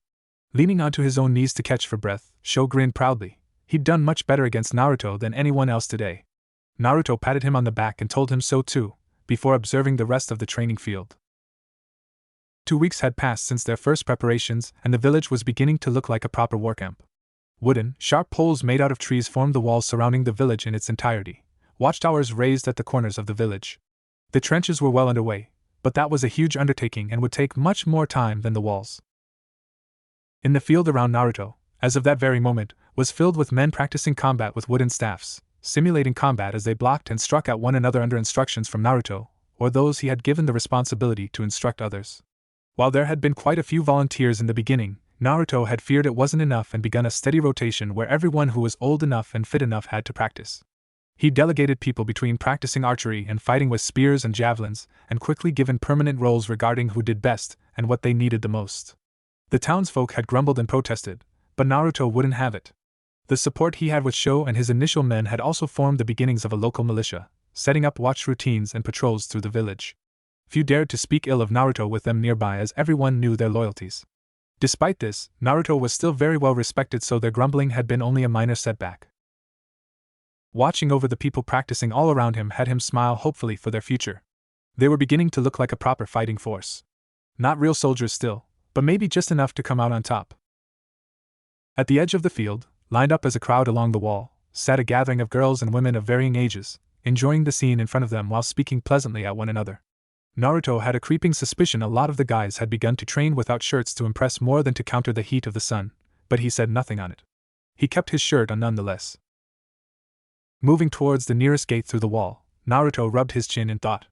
There were a lot of the women who had wanted to fight as well, at least assist with archery, and Naruto was more than willing to approve of the assisted force, but many of the bigoted and old tradition men had protested very vehemently. Gender roles had never meant much growing up in a shinobi village, but it apparently meant a great deal for common folk. Personally, Naruto didn't see why it mattered if you were a man or a woman when the enemy came and pointed their swords at both genders alike, despite varying intentions. Naruto sighed and rubbed his neck. Perhaps he was thinking too much on this. Nearing the gate, the man in the watchtower yelled for them to open for him. Or he yelled for them to open for their lord, but Naruto still hadn't grown used to that yet. The men saluted as he passed them, and Naruto smiled and nodded kindly in response as he moved along. Naruto had a creeping suspicion they merely mirrored what they had seen of the samurai and guardsmen that had been there before them. The mirroring duality was an eerie thing to think about, and Naruto didn't want his thoughts to linger on that subject. He had noticed he'd grown a tendency to brood lately, something he found very unattractive. The town inside the walls was a bustle of life. Townsfolk milled about with their busy lives, and one could almost think they didn't have a looming conflict hanging over them. While many did their everyday work to keep the village afloat, one could see many busy producing arrows, spears, and palisades still, and it revealed their situation to any who knew of their intended greetings for the daimyo's armies. As Naruto made his way through the town, Naruto smiled and nodded at people passing him by. Nobody showed him their backs, clearly respecting his position with bows and mentions of his new title. It was almost surreal to Naruto, how the people treated him. He had mixed feelings surrounding Ai as he felt, for the first time in his life, that he was respected for the good he had done for the people around him, but he doubted himself due to the stain the title had been brought upon by Nobu and his ilk. Naruto eventually made his way over to the palace, which was where he had taken up residency since his elevation. It was a welcome upgrade, despite much of the interior having been ruined during the rebellion. It was still nicer than the shack which he had now given away to a newcomer, another refugee from war in the Far East. As he closed the door behind him, Naruto sighed wearily. Silence. It had rarely felt so sweet. Naruto adored the treatment he now received, he truly did, but he missed certain perks of anonymity. Peace when in public was one of them. Moving his way through the palace, he began to remove articles of clothing on his way to the bedroom, letting them lie childishly around wherever he tossed them. He hadn't taken servants, even if the size of the palace almost demanded it regarding maintenance, but he would think on that later. Finally, out of the filthy linen clothing he used for training, he moved to wash himself. After, he dressed himself in some of the more common-looking clothing Nobu and Toshiro had left behind. Most were extravagant robes and silk, but some looked like normal clothing that common folk would use as well. What he currently wore were a black cotton shirt and pants combo with sandals. It had probably been something they wore within the privacy of their palace, as the cloth, while simple, felt good and soft upon his skin. He refused to wear the robes and the silk, he intended to sell it in due time anyway. If he was still alive in the end to do so, that was. After a while, he left the palace again and made his way towards Hina's home in order to see Ryu. After Toshiro's execution, Hiroto had opened the activities of the former food hall from his own home, as they had a large enough house to do so. Ryu had moved in with them in order to help out with the family business, due to his new commitment with Hina. Here, Ryu muttered, putting the food down in front of Naruto at his table. Enjoy. Naruto looked at him with amusement present as his friend seated himself across him. The hall had a couple of occupants, but not so much that Ryu apparently couldn't take a break. Hina stood with her father by the kitchen conversing, while sending smiles at Ryu. I'm assuming things are going great? Naruto drawled quietly without looking at his friend. Ryu smiled and nodded at him. Yeah. Hina's great. Ryu muttered before sighing with irritation. Her father, on the other hand. Naruto smirked at his words. It was obviously some lingering resentment towards Ryu for his audacity regarding the celebrations half a month ago. Well, what do you expect? As Ryu protested his comment, Naruto let himself reflect on the time that had passed. Ryu was on another training rotation and didn't have practice that day, but he'd still grown leaps and bounds like most others. It was obvious that the spear wasn't something Ryu had a talent for, not like Sho and a couple of others, but he was beginning to get decent. Naruto would soon have to train them in fighting from a semi-formation. While he didn't expect them to form a perfect spear wall just yet, some battlefield discipline would be essential nonetheless. As Hiroto yelled for Ryu to get his lazy ass back to work, Naruto merely smiled at the back-and-forth banter between them. It was obvious that Hiroto had much respect for Ryu despite the shit he gave him, even if Ryu couldn't see it himself.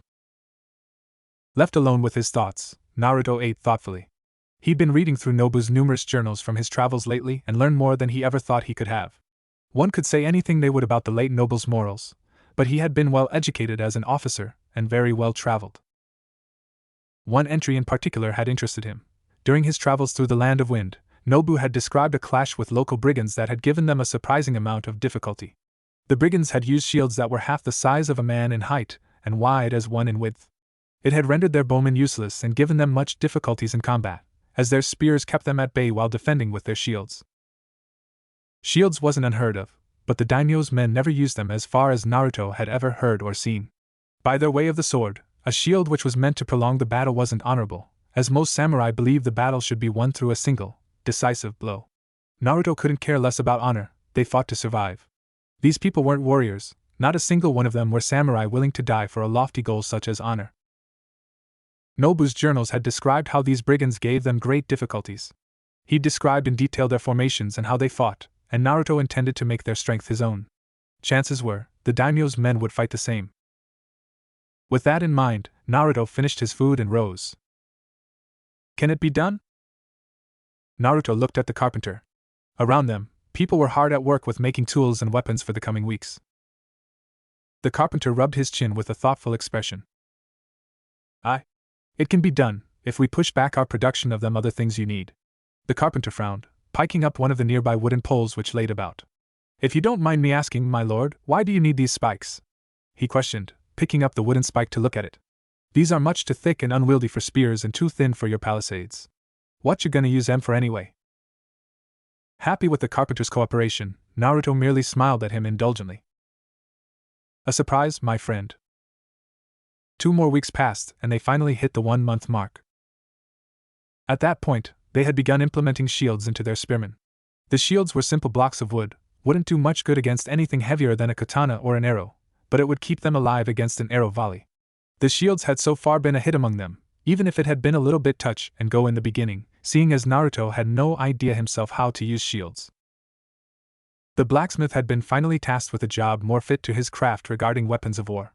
While they couldn't make proper swords for everyone, they had enough to make simple and small hatchets for the spearmen and the archers. From what Naruto had read in Nobu's journal, the brigands had drawn short swords when met in close quarters, when Nobu and his men had gotten past their spears. It made sense to Naruto that they would have weapon options beyond a long and unwieldy spear if the enemy got past it. Last thing you could do when fighting in a formation was to wave around a long spear when you stood shoulder to shoulder. Ryu had excelled in regards of fighting with a hatchet, but Naruto was wary to use him with the rest of the spearmen. Instead, he'd put Ryu with the bowman for now, and Ryu luckily didn't seem to care either way as he'd taken to the bow very well. A week after the 1-month mark, the trenches were done, both the small ones and the large ones which Naruto had them all cover up, making them impossible to see at distance. Defensive palisades were raised in the fields, which would break up any cavalry charge Nobu's men would attempt. Naruto was worried the trenches and the palisades would scare off visiting traders, but they hardly seemed to care anyway. He made sure everyone knew where they could and could not go though, as the last thing he wanted was for his own people to fall into the hidden trenches. He tasked his militia, who had taken upon themselves to name them People's Guard, to patrol the perimeters at any point of day to make sure nobody went near the trenches. Because of their aggressive forestry, an open field had appeared around their village. The watchtowers and whoever patrolled the walkway on the wall could easily see a few hundred meters off into the forest. It was in these fields they would wage most of the fight. Another idea for a surprise for the daimyo's men had been learned through Nobu's journal, and Naruto had made his people gather enormous amounts of grass to dry and bundle up. When he explained his reasoning to his confused advisors, they'd been impressed by his creativity and set to work immediately. The season had thus far been almost unbearingly warm and dry, so they would have to be careful to avoid setting the entire valley on fire. This was the way the weeks passed, and people nearly forgot what they were all preparing themselves for. At around the 2-month mark, one of the scouts Naruto had tasked beyond the quiet vein to look for their threat came riding into the town with a fearful expression on his face. The daimyo's men are here. They are 1 day away, my lord. Sho bowed. He, like the rest of the fighters, were dressed up in a uniformed armor patched together with leather and linen. It wouldn't protect them much against any direct cuts or stabs, but grazing cuts were less likely to bite their skin. They will be here in the morning. Naruto stood with his back towards his advisors as they gathered around the table in the aptly named war room. Naruto took a deep breath and turned away from the window to eye his advisors. Fear. Fear was present upon each of their faces. 2 months ago, they had all screamed for blood, the rush of victory over Nobu's men filling them with false bravado. But 2 months was a long time to put fear in a man. Even so, Naruto trusted them to hold. Fear would keep them alive some seconds longer at the very least. Show. Naruto began, looking at the man who had become one of his commanders in the field. Double the guard and have all fighting men on standby throughout the night. If they sleep, they do so in their armor with weapons an arm's length away, understand? Sho nodded. Jiro. The man in question stepped forward. Get the townsfolk ready. Those who cannot fight must be ready to escape through the northern exit, should we fail and if the daimyo's men breach the wall. Lead them around and away from the battle. If possible, escape through the vein if it is unguarded. If not, make your way as deep into the valley as possible. Chances are the army will leave after they take the town, if not you can evade them in the forest for weeks. Seeing another grave nod, Naruto turned towards another. Ichiro. The carpenter in question stepped forward. Trenches ready? Aye. Arrows at the wall? Aye. Naruto smiled and nodded, taking a deep breath. This is what we have been waiting for. It's what we have been preparing for. Naruto let his gaze travel between each member of his council. I know you might be afraid, and that's fine. You'd be mad if you weren't. They shared a small laugh at that, some tensions leaving their muscles. Even so, this is what our people, decided the day we rose up against Nobu and his ilk. We will see this through to the end, understand? At the collective nod, Naruto sighed and waved at them dismissively. Good. Now spend time with your families. Honest folks shouldn't die on empty stomachs. His dark humor had its intended effect as the men laughed on the way out the door. As the last man left the room, only Ryu was left with a somber frown upon his features. Naruto. Ryu began, drawing his attention. We're friends, right? Naruto cocked a brow at his friend and looked at his questioningly. Of course. Ryu nodded at that. And friends are always honest with one another? As much as is reasonable, yes. Naruto pursed his lips, wondering where his friend was going with this. Then Ryu sighed, before looking at Naruto with determination. Then you would tell me our honest chances of seeing this through? Without lying? Naruto sucked in a sharp breath. So that was what it was about. Giving it a moment of thought, Naruto nodded. I would. Ryu breathed in relief at that. And? It was a good question. One he didn't wish to bring up in front of the rest of his people. He trusted Ryu wouldn't speak to the others of it. It depends. Naruto began with a frown. If they come with the numbers I expect, then we have a fair chance of winning this, for now. At least until the daimyo sends the next batch of soldiers. Naruto breathed and shook his head. Since the scout who arrived couldn't properly make out their army's size through the forest, chances are they are many more than what we think. But honestly, Naruto trailed off with a dark look in his eyes. Honestly, in the long term, there is no way we are coming out on top. Silence grew between them for several seconds, before Ryu took a deep breath of resignation. He'd obviously had that suspicion already. Seemed like his friend had more perception than what Naruto gave him credit for. I see. Ryu murmured somberly. Looking towards his friend, Naruto gave him the bravest and brightest smile he could. Don't think about this for now. Hina deserves your company more than I right now. Naruto smirked at his friend's blush. He was still so easy to rile up. Go on. We have a long day tomorrow. With a parting nod, Naruto was finally left alone in his study. Breathing in the night air, Naruto shrugged to loosen up the muscles of his shoulders. Surprisingly, he didn't feel afraid. He remembered the feeling of fear well from his time as a shinobi. He remembered freezing up during the wave mission, how he fought for his life during the Chunin exams. But it wasn't fear which gripped him now. Only a sense of calmness. A sense of purpose which Naruto hadn't felt in many, many years. As Naruto walked past one of the many rooms in the building, a sight upon the wall pulled his attention. It was a halberd, probably a weapon picked up from far away during Nobu's travels. It was a little bit longer than himself with a wooden shaft, metal engraved at two of its sides to protect the wood from harm. At the end, a bladed piece of metal stood, formed like an axe with a sharp spear point at its top. It was a simple design, but for some reason it pulled his attention. To most of the other villagers, it would be an unwieldy weapon to use, especially in formation with a shield, but for Naruto. Leaning forward, he grasped the handle and pulled it from the wall. The morning air was crisp, yet not quite cold. It was a hint towards the colder times that was on its way. The sun had yet to rise and not a single bird could be heard singing in the trees. Dusklight greeted Naruto's eyes as he left the palace, halberd in hand, shield in the other. He'd armed himself in leather armor much like the rest of the fighting men. While there had been a few armors for use within Nobu's palace, he didn't think it would be fair for the rest of his men that he wore better armor.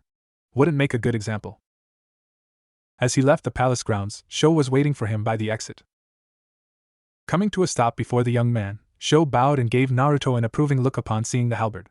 Their greeting was not one of words, but no less meaningful before they made their way together towards the town square. An impressive sight awaited him. His people stood lined up and ready, as per his exact orders. Archers on the left side of the square, his spearmen on the other. The townsfolk who weren't going to fight stood around the edges of the square, watching with scared and tearful expressions as they looked for their loved ones about to fight for them. Coming to a stop as he entered the square, Naruto paused to appreciate the sight. Everyone looked to him silently, Sho at his side as faithfully as ever. Ryu stood by the archers, looking to him like the rest of them.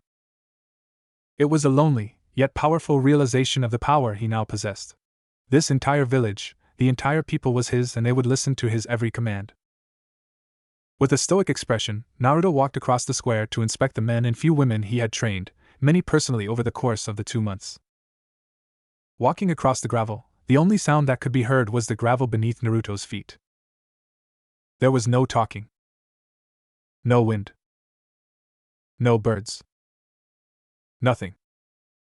Walking slowly across his spearmen, he looked them each in the eye as he inspected their armor, way they carried their weapons.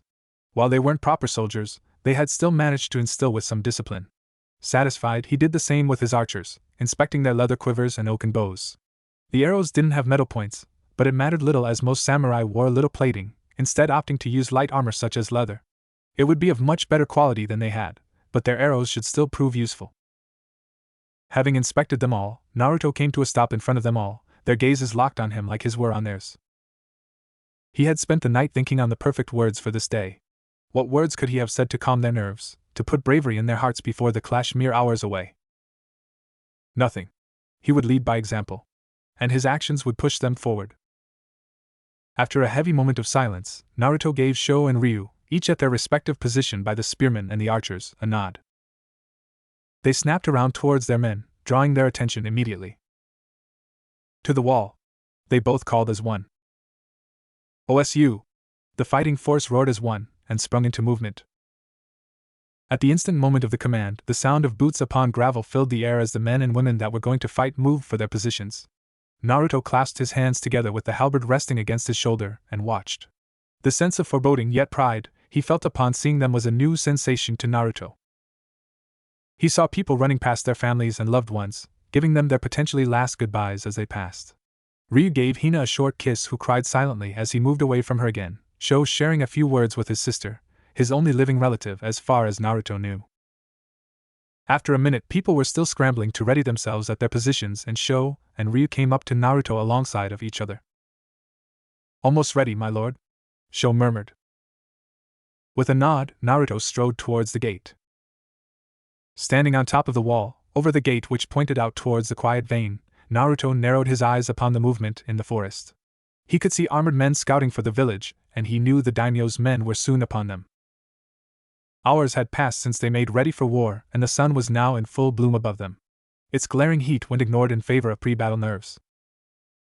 An archer next to Naruto, a boy younger than himself, suddenly heaved and puked, nerves obviously not agreeing with his last meal. Naruto ignored it, despite his sympathies, and continued to scout ahead into the forest. Minutes passed and the scouts eventually disappeared into the forest. This was it. Naruto knew the daimyo's men wouldn't stop to parley with them. In their eyes, they were criminals and murderers, rebelling against their rightful lord and undeserving any mercy. When they came, they would throw everything they had into a decisive blow, such was their way of the sword. Seeing movement in the forest, Naruto could hear the sound of horses galloping along with the war cry of 100 men. The sound sent a shiver down Naruto's spine, but he refused to let it show. Open the gate! Naruto barked and turned briskly, making his way down the ramps on the wall. Men yelled in confirmation and opened the gate before the wide row of men which Naruto would personally lead into battle. Coming down the ramp, Naruto gave Sho, who would fight alongside of him, a nod, before facing the gate. Taking a deep breath, Naruto tried to calm his beating heart. "Forward," he said in a firm voice, and Sho nodded. "Forward!" Sho roared. "OSU!" the men behind them yelled. Breaking into a jog, the entire platoon behind him mirrored his movement and followed bravely out the gate. His shield and javelin in his left hand felt light, his halberd in his right bobbing along with his jogging steps. Adrenaline was beginning to rush past his ears now in preparation for the coming battle. He couldn't imagine how it was for those behind him, those who had never been in a true battle for life and death. As the last man left the gate, it was promptly shut behind them. They jogged quickly past the many wooden palisades which laid around the village and into the open, flat field in front of them that was between them and the forest. The sounds of horses and war cries from the forest were loud now. "Spread out," Naruto said to Sho, coming to a stop as the rest halted behind him. "Loose formation." "Spread out. Loose formation," Sho roared next to him. The platoon moved out into a line with 5 rows, about 30 men in width, making them a force of about 150 fighting men. The group of archers behind them which had followed crouched and waited behind their lines. "Stand ready!" "OSU!" they thundered again as they pointed their spears forward in a hunched and battle-ready position. Every breath felt as if it was unnaturally long now. The urge to hyperventilate had begun to grow, and Naruto had to remind himself to breathe slowly. 200 meters in front of them, a contingent of samurai on horseback came riding out of the forest, straight for them. Their war cries thundered across the field, shaking the men in their shoes. "Now, my lord?" Sho questioned nervously, but Naruto shook his head. Dust rose from the horses as they ran, their riders wearing intricate golden armors of leather and iron, ornaments depicting dragons and heroes upon their vests. Those who didn't wear masks depicting demons and whatnot were almost close enough to see their frothing snarls. As they passed the 150-meter mark, Sho questioned him again, but Naruto couldn't even hear him as he observed the riders. He would assume they had about 120 men, not counting anyone in reserve. At the 100-meter mark, Sho questioned him again and sounded like he was about to panic, but Naruto ignored it. The riders could be seen in clear detail now. At the 70-meter mark, his men were about to panic and break rank, but that was when it happened. Their horses stepped into the hidden trenches that they had covered with branches, leaves, and dirt. The trench was 5 meters wide and deep, poles of spikes in the bottom. As the upper, thin branches broke the layer under the hooves of their horses, the first in the line fell, horse and rider both, into the spike pit. Naruto couldn't see the result, but they could hear the pained screams of the many riders who suffered at the bottom. The lucky ones died instantly. The riders behind them quickly halted, their horses rearing up on their hind legs in panic as the riders behind them nearly pushed the front further into the pit. Smirking, Naruto gave Sho a nasty grin. "Now," Naruto growled deeply and Sho nodded. "Archers forward!" Sho roared. The spearmen stood rooted in their loose and open formation, while the archers behind quickly ran through up to the front, forming 2 rows of about 30 men in width in front of them. "Knock!" Sho continued, and the archers knocked their first arrows in preparation. Drawl, the archers pointed their bows towards the air in front of them, and drew their arrows back in their strings. "Loose!" At his last command, the archers let their arrows fly. The volley rained across the field, and the panicking samurai were too late to realize what was happening. The volley rained over the riders and the horses, but the wooden tips of the arrows, no matter how sharp, did very little damage. Their armor took the brunt of the damage, but some arrowheads managed to pierce, causing both the unlucky horses and riders to scream. As the first volley hit, Sho had already begun his command for preparing the next volley, which quickly followed the first. Naruto frowned as Sho continued to rain arrows on them. Dust and panic among the enemy riders made it difficult to see and judge how many were left, but every one of them who fell was a gift to be relished. One less soldier to harm his own after all. After a minute of punishment, the daimyo's men eventually figured out where the trench ended and made their way around. Most of their horses were either panicking or had been wounded, so the samurai had abandoned the animals. Naruto almost snorted with amusement. So far, this had been much easier than expected. Whoever was leading these men had obviously underestimated them gravely. As Sho ordered the last volley, Naruto glanced over at him. "Archers, retreat!" "Archers!" Sho roared faithfully. "Retreat!" As the archers turned and made their way back through the spearmen ranks, Naruto caught Ryu among them. "Ryu!" Naruto barked, drawing his attention as he passed him by. "Prepare for flanking." Ryu nodded and ran along with his unit. Glancing over his shoulder, Naruto saw the last of the archers make their way out of the spearmen's loose formation. Ready javelins? Ready javelins! Sho roared. All the spearmen lowered their spears to the ground, switching their grips on the javelin from left hand to the right. Javelins at the ready! On my command, Naruto muttered, receiving a nod from Sho. The daimyo's men had made it past the trenches, but their fear of another arrow volley had obviously rendered them unable to think straight as they hadn't resumed their formations. With nerves as steel, Naruto calmly reared his javelin back in preparation for the throw. The men around him mirrored his action. As the enemy ran past the 40-meter mark, the tip of the javelin rested right next to the tip of his nose. Throw! Naruto roared, and Sho for once didn't repeat his words. They let their javelins fly, raining towards the enemy forces. Naruto saw his own javelin slam through the body of one of the samurai in front, several more falling to the javelins of his men. The soldiers remained just as motivated as before, however, and continued to storm past their fallen towards the town. Ready spears! Naruto growled, adrenaline really beginning to push into his ears now. Ready spears! Sho roared, and the men quickly picked them up again, readying themselves for the enemy now only a short distance away. Spears ready! Close ranks! Close! Quick as they could be, everyone huddled together, shoulder to shoulder as they formed a wall of shields and spears. Naruto's breathing picked up, and he could hear the men around him suffering the same as the samurai were now right in front of them. Brace! Naruto roared right before the samurai charged into them, leaning into his shield as the wave of enemy ran straight into them. OSU! With a snarl, Naruto stopped the first one to reach him with the tip of his halberd, stabbing forward and piercing the warrior's armor at the middle. The chakra in his muscles sent spears straight through the armor, but the axe prevented the spear from going further. Drawing his halberd back, Naruto grit his teeth as one of the warrior's comrades ran straight into his shield with his shoulder. All around them, the samurai with their broken formation rammed into their shields where a bloody dance as old as time began. Lifting his shield to prevent a cut to his face, Naruto stabbed blindly again and again as he did his best to block whatever the samurai attempted to throw at him. Nicks and cuts got to him eventually, but they were only minor. The men behind him pushed up against his back with their own shields, stopping the first line from being pushed backwards as they used their own spears in a reverse grip to stab at the enemy from above their own front line. Seconds passed as they shoved and stabbed at the samurai who fought with reckless abandon. While it was obvious these warriors had little to no experience fighting against the shield wall, they were warriors while Naruto's men were not. They had the numbers, however, as every time one of Naruto's fell, another quickly took his place at the shield wall. A chorus of war cries came from the side of the samurai, and Naruto smirked as he fought onward. Ryu and his archers had pulled out their hatchets and were now running straight for the samurai's flank. Armed with shields and hatchets, they looked like brigands as they slammed into the samurai's backs. The difference in pressure from the samurai at the spear wall was felt immediately as the samurai attempted to fall back to get more control of their flanks, but Naruto would never let them.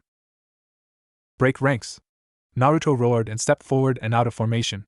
Stabbing a samurai through the back as he turned, he blocked another one strike from the side and swept his legs from under him with the halberd. Before the man could move, Naruto slammed the edge of his shield into the samurai's face, his strength bursting the man's skull like an egg upon the dirt. Fight free! OSU! The men roared and like a starved beast fueled by fear and bloodlust, and charged forward into the now retreating samurai. Despite their superior training, the samurai now floundered. Attacked with hatchets at one side and spears from the other, the few who attempted to fight on were quickly mowed down by their superior numbers. With a fierce grunt, Naruto drove the axed blade of the halberd sideways into the chest of a samurai who attempted to flee. Locking the handle under the pit of his arm, he used his body for leverage to swing the halberd back quickly like a pendulum. The samurai he'd aimed for threw himself to his back, the spear swiping by the tip of his nose in a miss. Grunting in exertion, Naruto used the momentum he already had to push the halberd away from his body into a twirl at his wrist. Hefting the halberd in a javelin-like grip, he jabbed forward towards the downed samurai who screamed briefly in protest before he was silenced forever. Drawing his weapon back into a standard grip again with a grim expression, Naruto took a breather to observe the battlefield. The samurai were now in full retreat, but he doubted they had seen the last of them. His men, both spearmen and archers with hatchets alike, were chasing down the remaining samurai, cutting them down as they fled the area and ran back towards the forest. Cease! Naruto roared, and his men slowly, but surely began to make their way back to the walls of their town. Tend to the wounded. Get them inside. Sho and Ryu, where the hell are you? As his men began the grim task of tending to their wounded and dead, dragging both towards the town, Ryu and Sho ran up to Naruto looking relatively unharmed. Ryu had a gash at the side of his head, Sho a limp at his right leg, but they looked fine otherwise. You both alright? They both nodded and Sho looked to him with worried eyes. And you, my lord? I'm fine. Naruto waved him off. Get our people fed, rested, and aid for those in need. I want full control of how many capable we have left to fight with. Naruto muttered, casting a glance over his shoulder towards the forest where the samurai was still running towards. I don't think we have seen the last of these fuckers. Naruto sat at a box outside many of the town's workshops. He watched his men lying around at makeshift blankets as people doted on them, bringing them water and food in their break from the fight. To the side, in the shade of the wall, lay the wounded. In the end, they had done better than what Naruto had hoped for. Only 7 men had died, but many more had been wounded. Some of those wounded wouldn't make it past the next hour, some would be ready to fight within minutes. Naruto's gaze traveled to the bodies, draped with white cloth from top to toe to hide them from view. A father sat by the end of one such, a dark expression upon his face while a family wept for another nearby. One of the girls who had been tending to the wounded laid a blanket over one who had been speaking just minutes ago with a shake of her head. 8 dead then. Regret was heavy in his heart, but this was what they had known would happen. They had all made their choices and Naruto found comfort that their amount of dead was much fewer than expected. The samurai had lost many more men than them after all, but Naruto didn't think for a second they had won just yet. Naruto blinked as someone pushed a piece of bread beneath his chin. You should eat. Sho murmured down at him with a worried look. Glancing up at his advisor, Naruto accepted the bread with a muted thanks. Sho seated himself on a box next to Naruto with a groan. Sho's leg had received a beating during the tussle, but he was otherwise fit to fight. How are we looking, Sho? Naruto breathed, eating slowly as he continued to watch his people milling about in worry. We're looking surprisingly good. Sho muttered, speaking low in order to keep the conversation private. Most of the boys are in pretty high spirits after the fight. They think we have a real good fighting chance in all of this, considering how the last engagement went. Sho trailed off as he ate another piece of the bread in his hand. I can say with complete surety that we have at least 120 fighting men left with spears, while most of our archers are still good. Those left on the wall haven't seen any action yet, but they seem fairly motivated considering how the last one went. Ryu only lost 4 men, I think. These numbers are likely incorrect. Naruto murmured. We have more wounded than this. Might be, but hard to tell with our current wounded, seeing as many of them will be ready to fight again. Sho conceded as Naruto glanced across the square. Where's Ryu? With his fiancée. Naruto took a breath at this, Sho giving him a worried look. Should I find him, my lord? No, Naruto muttered. While he would have appreciated Ryu's presence right now, he was well within his rights to be with his fiancée that moment. It's fine. Naruto muttered as he finished eating. This was good. Yeah. Sho chuckled. My sister's always been good at baking. I never asked before, but how old's your sister? Naruto murmured as he leaned back against the pole the boxes were lined up next to. Some small talk would do them good while they waited. She's 14. Sho rubbed his chin in thought. She was 5 when we left the capital. You're from the capital of Earth? Naruto cocked a brow at Sho. While they had worked together for a long while, they hadn't actually spoken much outside of work. Seeing his nod, Naruto was about to ask another question when someone yelled out from the nearby watchtower. Rider! The man yelled out, waving fiercely towards Naruto. Rider to the southeast, towards the quiet vein. Naruto grunted and heaved himself to his feet. He quickly ran towards the ramp of the corresponding wall to see, Sho following as quick as he was able to. Coming to the top of the wall, Naruto saw the rider leave the forest, riding at a slow pace towards the trenches where they had lost many of their own men. About 100 meters away from their camp, he stopped, barely beyond the range of their shortbows. What do they want? Sho murmured after a couple of seconds, the archers on the wall next to them shuffling nervously. To negotiate, I assume. Naruto frowned. It made sense that they intended to negotiate after losing so much more men than them, but it also told Naruto that they had no intentions of giving up just yet. They had more men to spare. Sho. Yes, my lord. You have the wall. Naruto grunted, turning towards the ramp again. Clapping Sho on the shoulder as he passed him, he moved to leave the ramps. I will await your return, my lord. Sho responded without argument. His loyalty was commendable and very much a necessity in their situation. The gate was opened for him as he left, entering the fields of the earlier battle. Blood, guts and corpses still littered the area, but Naruto didn't pay them any mind. They weren't his dead. They had already been dragged back into town to the people that had loved them. Stepping up towards the rider, Naruto wasn't sure what to expect. The rider hadn't been armed, so Naruto had intended the same courtesy, but he could easily kill one rider with his hands alone if the rider tried anything. Coming to a stop before the trenches, the pit filled with the dead was eventually the only thing left between Naruto and the samurai's rider. The rider had a highly intricate and neatly designed armor, trims of gold and red along its edges, silk binding many of the pieces of cloth together. He wore a standard samurai helmet that had some ornaments of dragons which Naruto hadn't seen on any of the others. Naruto assumed the rider in front of him was their leader. He jumped off the horse and paced towards the edge of the pit, glaring at Naruto with hatred in his gaze. The mask covered everything below the bridge of his nose, revealing a disturbingly cold-set gray eyes. Naruto let the silence between them grow for a moment with a stoic and unamused expression. The rider had called him out there so he would be the first to speak. "You're younger than what I expected," the samurai muttered with a cold gaze. He seemed curious, beneath the boiling anger in his eyes. "I suppose I am." Naruto shrugged, his expression unchanging. Even so, he wasn't in the mood for small talk. "Why did you come out here to meet me? Surely not to throw insults?" The rider eyed him for another moment before shaking his head. "You fought well and shamed us in the first battle. We will not underestimate you again," the rider muttered. "Honorless dogs deserving to be put down for your insolence you may be, but I do not wish for further bloodshed if possible. Therefore I am here to bring you the terms of your surrender." Naruto narrowed his eyes at the warrior's words. His insult showed clearly what they thought of him and his people, and it angered him that they cared so little for the reasons of their rebellion. A part of him wanted to ask the warrior for his name, but he didn't want to give him the courtesy. "Let's hear it then," Naruto muttered, nearly scowling at the warrior across the trench. "You and yours will lay down your arms immediately and allow our forces to secure the town. You will have my word that we will not lay a finger on any of your people." Naruto frowned at this. He didn't think for a single second that the daimyo would allow the people to go unpunished. While the army, on their honor, perhaps would not despoil them, whoever got responsibility over the village afterwards wasn't bound to any such promises. "Am I to believe that we are let off, without punishment, just like that?"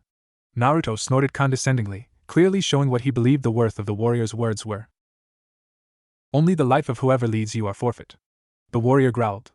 "I understand that the concept of honor is difficult for you, but it is the foundation of our civilization. When we promise something, we keep it." Ah, there it was. Naruto couldn't help but snort in derisiveness. The last noble family was sworn to defend us. Instead, they robbed us, beat us, and did whatever they pleased with us. Naruto shrugged. Honor didn't mean shit to them. "We will bring you an answer before nightfall." If not, Naruto let the sentence trail off, but the meaning was clear and Naruto had said his piece. He turned to return to the town. "What is your name?" the rider called after him, and Naruto's gaze darkened. "I am just a commoner," Naruto yelled back as he left. "Nobody important." His advisors stood gathered around the map in the war room. Naruto had quickly called an emergency meeting as soon as he entered the village again, and they had much to talk about. "So they want your life and expect the rest of us to throw down our arms and let them march in here?" Sho muttered derisively, lips drawn in disgust. "Unacceptable." "I have to agree," Ichiro, the carpenter, muttered as he crossed his arms. "Our people will never accept this." "I know." Naruto sighed. A part of him was almost tempted to take the deal, forfeiting his own life if only for the chance that his people wouldn't suffer, but doing so would mean the sacrifices of those they had lost would be meaningless, as another noble scoundrel would surely take the place where Nobu had left. And I do not believe for a second that the daimyo will accept our people going unpunished after killing the head of a noble house. No matter what promises the general here makes, it is the daimyo's word that is final after all. Silence fell among them as they took in his words. The mood was dim and grave. "So what happens now?" Sho looked to Naruto with the same conviction as always, belief that he would find a way through this for them. The expectations were stifling, but it was a responsibility Naruto had accepted a long time ago. "For now, we have until nightfall to prepare, although I want our guard schedule on the wall to remain unchanged." Sho nodded at this. "Jiro." The man in question looked at Naruto inquisitively. "The people are packed and ready for the worst, yes?" "They are, my lord." Jiro nodded, looking worried. "Are you thinking we may have to?" He let his words trail off meaningfully. The group looked to Naruto with bated breath as he sighed. "I will be honest with you," Naruto began with a frown. "I have no idea how many men they have left, but they have enough to think they can win despite the odds. We got lucky." Naruto held up his hand as the group was about to protest. No matter how you think the first battle went down, we got lucky. They underestimated us and thought they could charge us down like whatever peasants they're usually used to suppressing. It won't happen a second time. Naruto paused, looking them each in the eye as they considered his words.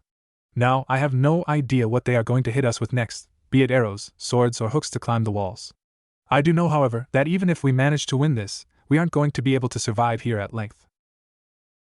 What do you mean? Jiro frowned, but the rest seemed to wonder the same. This was merely one unit of men, barely more than 100. Naruto began gravely. When the daimyo hears of our victory if we win, what do you think will happen next? Do you think he'll just leave us alone or send an actual army next time? The severity of their situation was beginning to dawn on them now, some looking to the table with hollow grimaces. They were beginning to realize the futility of their efforts. So then, Sho murmured, ever faithful as he looked to Naruto for guidance. The rest did the same, looking to Naruto for direction. What do we do now? Naruto closed his eyes with a sad smile. We need to abandon Kizara Valley. Naruto bound the last strap of his backpack and rose. His back had gotten stiff from packing and the battle earlier during the day hadn't helped either. As he stretched, Naruto sighed and looked about the wide and spacious bedroom that had once belonged to a nobleman. It had been earned through blood, but it had become a home to Naruto, even if he had never expected to experience any greater luxuries than what was provided to him as a commoner, living in a small shack at the outskirts of a small town. And now, he would lose it all. All the comforts he'd grown used to over the last couple of months would be gone forever. Naruto shouldn't complain. Not really. There were families here, like Hiroto's for example, who had lived here for far longer than he. Old families who had worked themselves to the bone to establish a familiar home and hearth, a place where they belonged in the world. They lost far more than Naruto, whose home was little more than a mausoleum. Naruto shook his head, smirking at his own remorse. He was doing it again. That god-awful brooding. Picking up the backpack, he let it rest by the exit as he toured the palace for what would be the last time. The war room had been emptied, the maps safely secured in Naruto's backpack. The decorations, the soft silk curtains and pillows and the many works of arts and weaponry which hung upon the walls however had no place in their journey. It was within these walls that Naruto had become something so much more than what he had ever thought he'd be.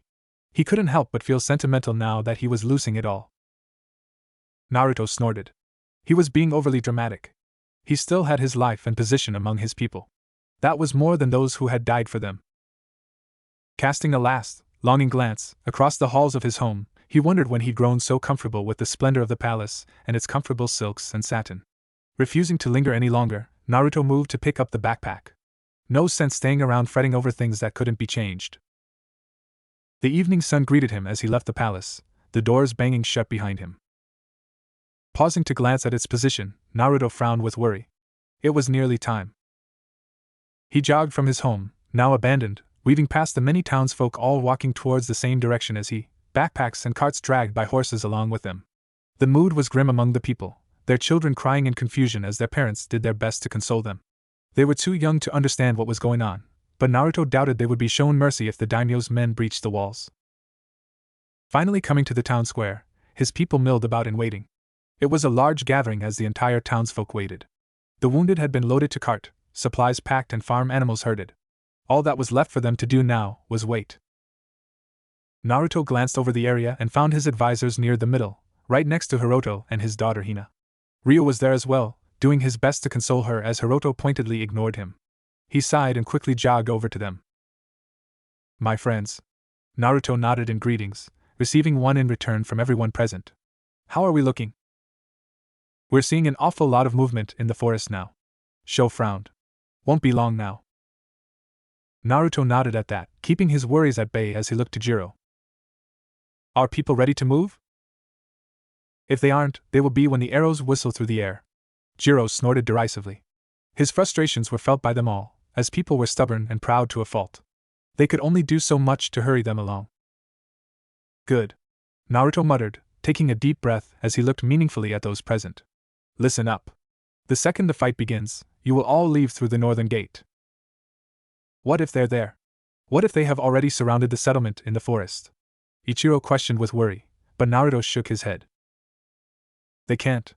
They have too few men, they will be spread far too thin to be useful if they do, and they have no idea where the northern trenches are. Naruto smirked nastily at them. I suspect they don't want to go looking for any more than what they already found of those pits. The group chuckled darkly at that, nodding at his words. No, they will come from the direction they think is now the safest. Sho, did you get the oil spread out into the second line of trenches? Aye. Sho nodded. Oil's poured and grass is strewn about. Good. Naruto nodded, pausing to brace himself for his next words. He knew Sho would protest. I need you to guide our people to the vein. Sho's eyes widened in shock.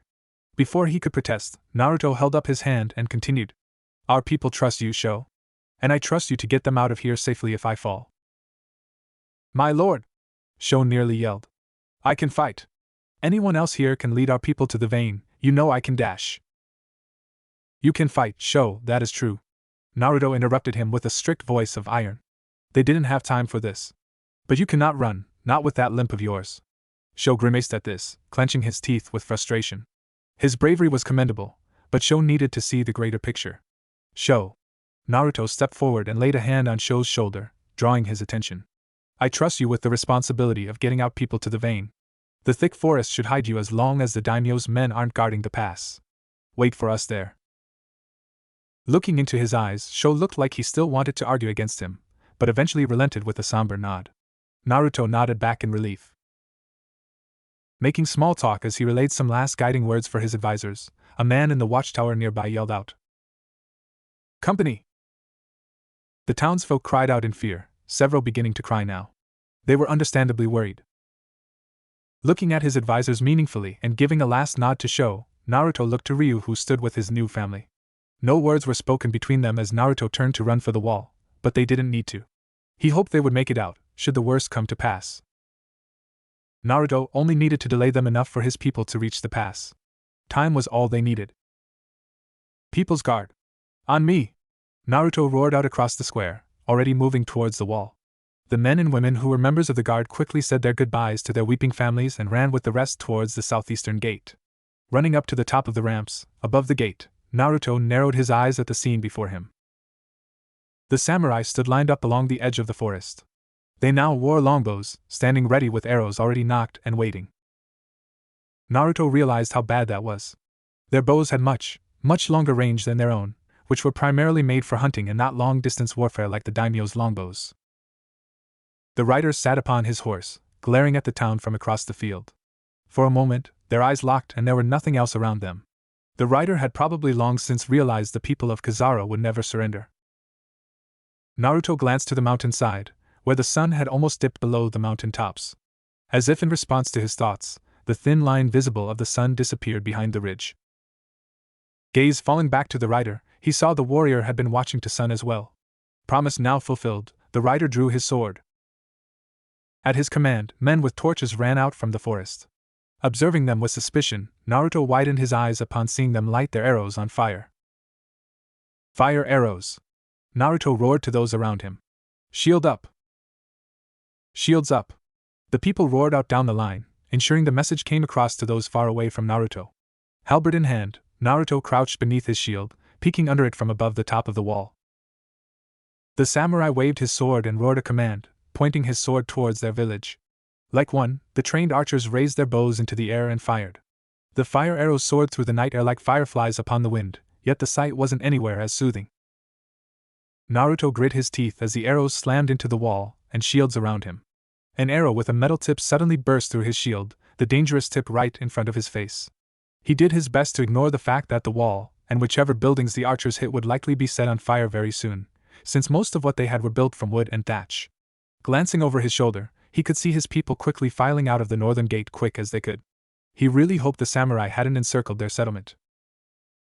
Another arrow connected with his shield as the next volley rained over them, and Naruto was reminded by his grim predicament. Someone screamed nearby, probably hit through either a lack of discipline or just unlucky. Peeking through the gap between his shield and the wall, Naruto saw a unit of samurai, about 60 or so, run straight for their walls. Naruto narrowed his eyes upon the sight. They were armed with hooks and ropes, meaning they would attempt to scale their walls at any moment. Looking over his shoulder, Naruto eyed the 50 archers standing in a box formation at ground level beneath them. Stand ready! Naruto roared at them, pointing his halberd in their direction. They got the message quickly, despite Naruto not having showed to relay his orders and quickly readied themselves. Looking back towards the field, he saw the men near the trenches where their first riders had met their untimely ends. Naruto quickly gazed towards the nearby watchtower. Yoshiro. An old man peeked out of the watchtower with a stoic expression. Receiving a nod from Naruto, he rose slowly and pulled out an arrow. Yoshiro was a hunter and had been so all his life. He was a nobody, but still well respected for his skill with bow and arrow despite his old age. Naruto watched as Yoshiro lit the arrow on fire and took aim. An arrow splintered partially through his shield, but Naruto's eyes remained unflinching. He noted with an odd sense of detachment that several houses in the village had begun to burn behind him and smoke were rising from the bottom of the wall in front of him. They didn't have much more time now. Finally satisfied with his aim, Yoshiro let his burning arrow fly across the field. It hit a seemingly unremarkable spot in the middle of the charging samurai. But that was where another trench, smaller than the other one, had been dug and filled with grass soaked in oil. The oil lit up from the fire, the heat quickly spreading across the grass like wildfire. The samurai who had been unlucky to stand upon the grass were almost immediately cloaked in flame, boiled alive within their armors. The burning trench separated the field in two, half of the charging samurai stuck behind the flames. Smoke made it difficult for their longbow men to see and they quickly stopped firing in fear of shooting their own. The men on the town side of the fire however quickly got their act together and continued the charge towards the town. Naruto quickly seized the moment and stood upon the wall. "Ready, archers!" Naruto roared, giving the men only a second to prepare. The men on the wall scrambled to get their bows up, but those on ground level were already ready. "Knock!" Naruto roared after a moment, and the men obeyed. "Draw loose!" Their arrows whipped over Naruto's head as the men on the ground level shot above them. He was a bit nervous that the men and women who only 2 months ago barely knew how to stand in formation were firing so close to his position, but there was little he could do about it now. The volley missed most of the targets as the samurai were spread out, and the few which hit didn't do much damage. Naruto saw one fall to an arrow, but rose again quickly. Ordering another volley, the first wave of enemies arrived at their wall, quickly throwing their hooks over the top of their wall to begin their climb. "Fire at will!" Naruto roared at the men on ground level, before readying himself with his halberd. "Those on the wall, draw hatchets!" "OSU!" The men roared in confirmation. Some of them shot their last arrows down in an attempt to get some of the samurai at a ground level, before drawing their hatchets. They set to work immediately on cutting the ropes of the hooks. A samurai was about to climb to the top on the wall next to Naruto, but with a closed and chakra-enhanced fist to his face, Naruto sent the man flying with a broken face to the ground again. The fall probably didn't kill him, but he wouldn't be getting back up again. While they succeeded in cutting some of the ropes, the second a few samurai managed to scale the walls, they were quickly distracted from stopping the rest climbing up after the first. The townsfolk had fought well in a shield wall, but upon the wall like they were now, the samurai showed their superior prowess as warriors with utter superiority. Naruto ran towards a samurai a couple of meters away on the wall, running him down with the tip of his halberd. He quickly kicked the man off after fatally wounding him, slamming the axe of his weapon into another samurai's side who was about to climb over the wall. As another charged him, Naruto quickly blocked with his shield and bashed the warrior down from the wall in one swift movement. Looking around, Naruto watched with a grimace as the samurai were completely demolishing his men at the ramps. A war cry from the field pulled his attention as more of the enemy came running to climb the wall. Defeat was imminent if they stayed. "Retreat!" Naruto roared, striking down another samurai with his halberd, cleaving the man down the shoulder. "Retreat for the northern gate!" His people quickly picked up whatever they could, be it their own weapons or wounded comrades, and booked it. The samurai gave chase, cutting down some in their attempts to make it down the wall. Rage flowing through his veins, Naruto fought with wild abandon as his people ran past him on their way out while he held the chasing samurai at bay. Eventually, all of his people who hadn't been captured or struck down had escaped, and as he saw the enemy samurai move to open the southern gates, Naruto ran as fast as he could. Kizaru was left burning in his wake. They quickly made their way throughout the forest, and Naruto hoped to whatever gods that were listening that the enemy wouldn't wizen up and return for the vein. Hopefully, due to their escape through the northern gate, they thought they had escaped deeper into the valley instead of sneaking around them. His men cried silently as they hobbled silently through the dark woods. Those who were wounded were carried by their friends, cloth stuffed between their teeth to stop them from making loud noises due to the pain. If they got spotted now. Naruto didn't want to think on it. Looking over those that had fought with him, they were so few now compared to what they had been just a day before. It tore at his heart to see them like this, but he had to remain strong. If his own people saw him flounder, they would quickly crumple as a force. After many attempts 30 minutes or so, they finally made it to the vein, that against all odds and luck was free of enemy forces. Naruto assumed the general and his forces first scoured the town for any survivors before taking to the forests in order to look for them. Kizara could be seen burning in the distance, the glow lighting up the night. Torches were spreading out into the forests around the town, which meant that the army had begun looking for them, so they had to keep moving. A scout waved them over from the beginning of the mountain pass, barely visible through the dark. Naruto sighed in relief upon seeing some of his people there, at the beginning of the pass. Sho and the rest had obviously made it. As his group who had fought made their way into the pass where trees and grass no longer grew at the root of the tall mountains around them, they were embraced in tearful reunion by many who came running to help them. Looking over the many faces around the area, Naruto saw his advisors come jogging towards him. He sighed in relief upon seeing Ryu, his friend, currently running up towards him. They embraced briefly, and Naruto was grateful for the familiarity of his friends around him. He needed it now more than ever, as their home burned behind them. Sho. Naruto turned towards his functioning second in command. He perked up in attention, despite how tired he looked. They all were. How did it go? No issues, my lord. We're all here. Sho began, looking over the group that had arrived with Naruto from the fighting. There are so few of you left. Naruto nodded with a pained expression. They had lost almost half of those that had stayed. He didn't even want to see the reactions of the families around them, looking for their young that had fallen behind in the now burning village of Kizara. About 80 left, of the 140 that had stayed. Naruto murmured, letting his voice sink in over the group. And many of those are wounded. We have maybe 40 fighting men left. 60 if we count those you sent with me. Sho muttered, and Naruto nodded. Some of those with Sho could still fight, if needed. Exchanging some small talk for a minute, the moment passed and Naruto realized their need to get moving. It would only be a matter of time before the enemy general realized his mistake and sent people to secure the pass. Chances were, they were already on their way there. As they got people moving again, their carts and bags pushed forward with what little they had left, Naruto saw a cart filled with whatever oil that had been left from the village. The oil gave him an idea as he gazed down the valley, anger filling his eyes upon seeing their burning home. The daimyo's men had come and murdered their people and burnt their homes. He would repay the favor. Sho. Naruto said as Sho passed, pushing his sister on her way down the vein. He quickly sent her off before giving Naruto his full attention. Do you reckon we could hold the pass long enough?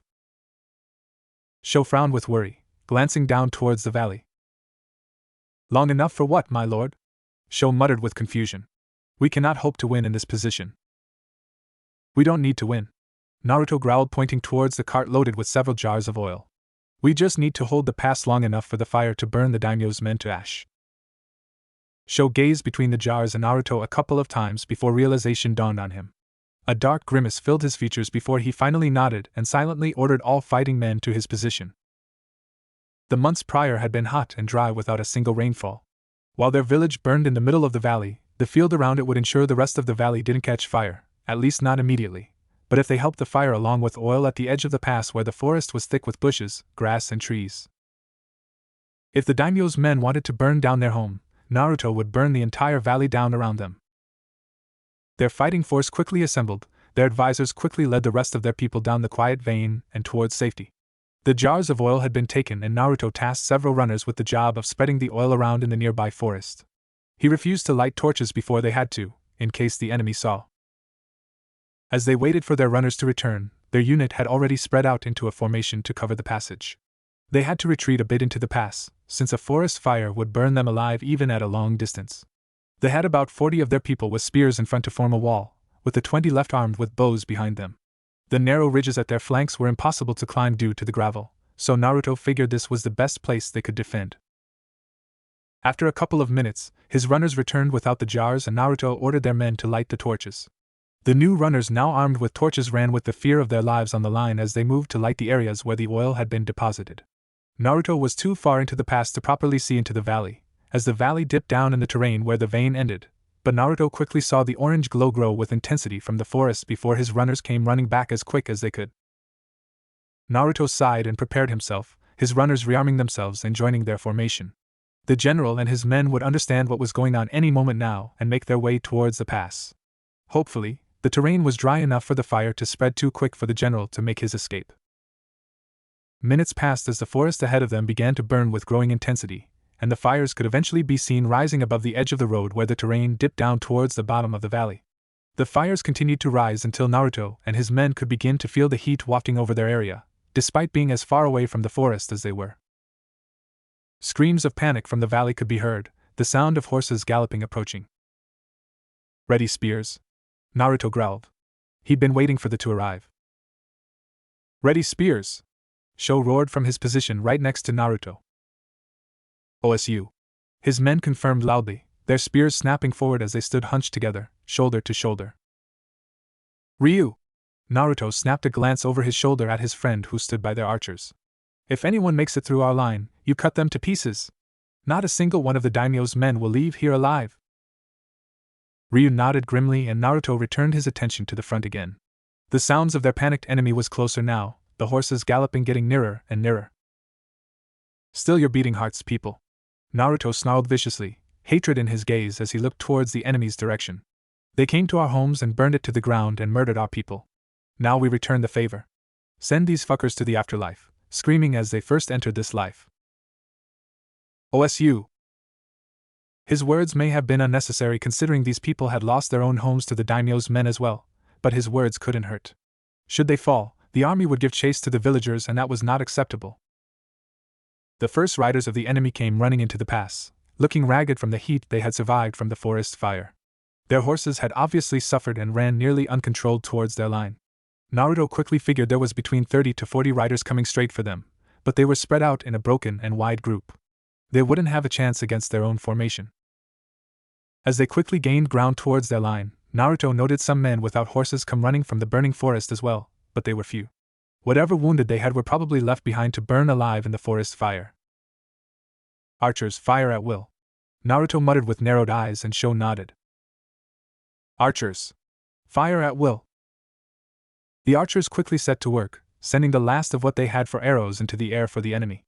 Like before, only a few managed to pierce either rider or horse, but every little bit would help. The first riders were upon their spear wall now, some of the riders having calmed enough to try and stop their panicking horses.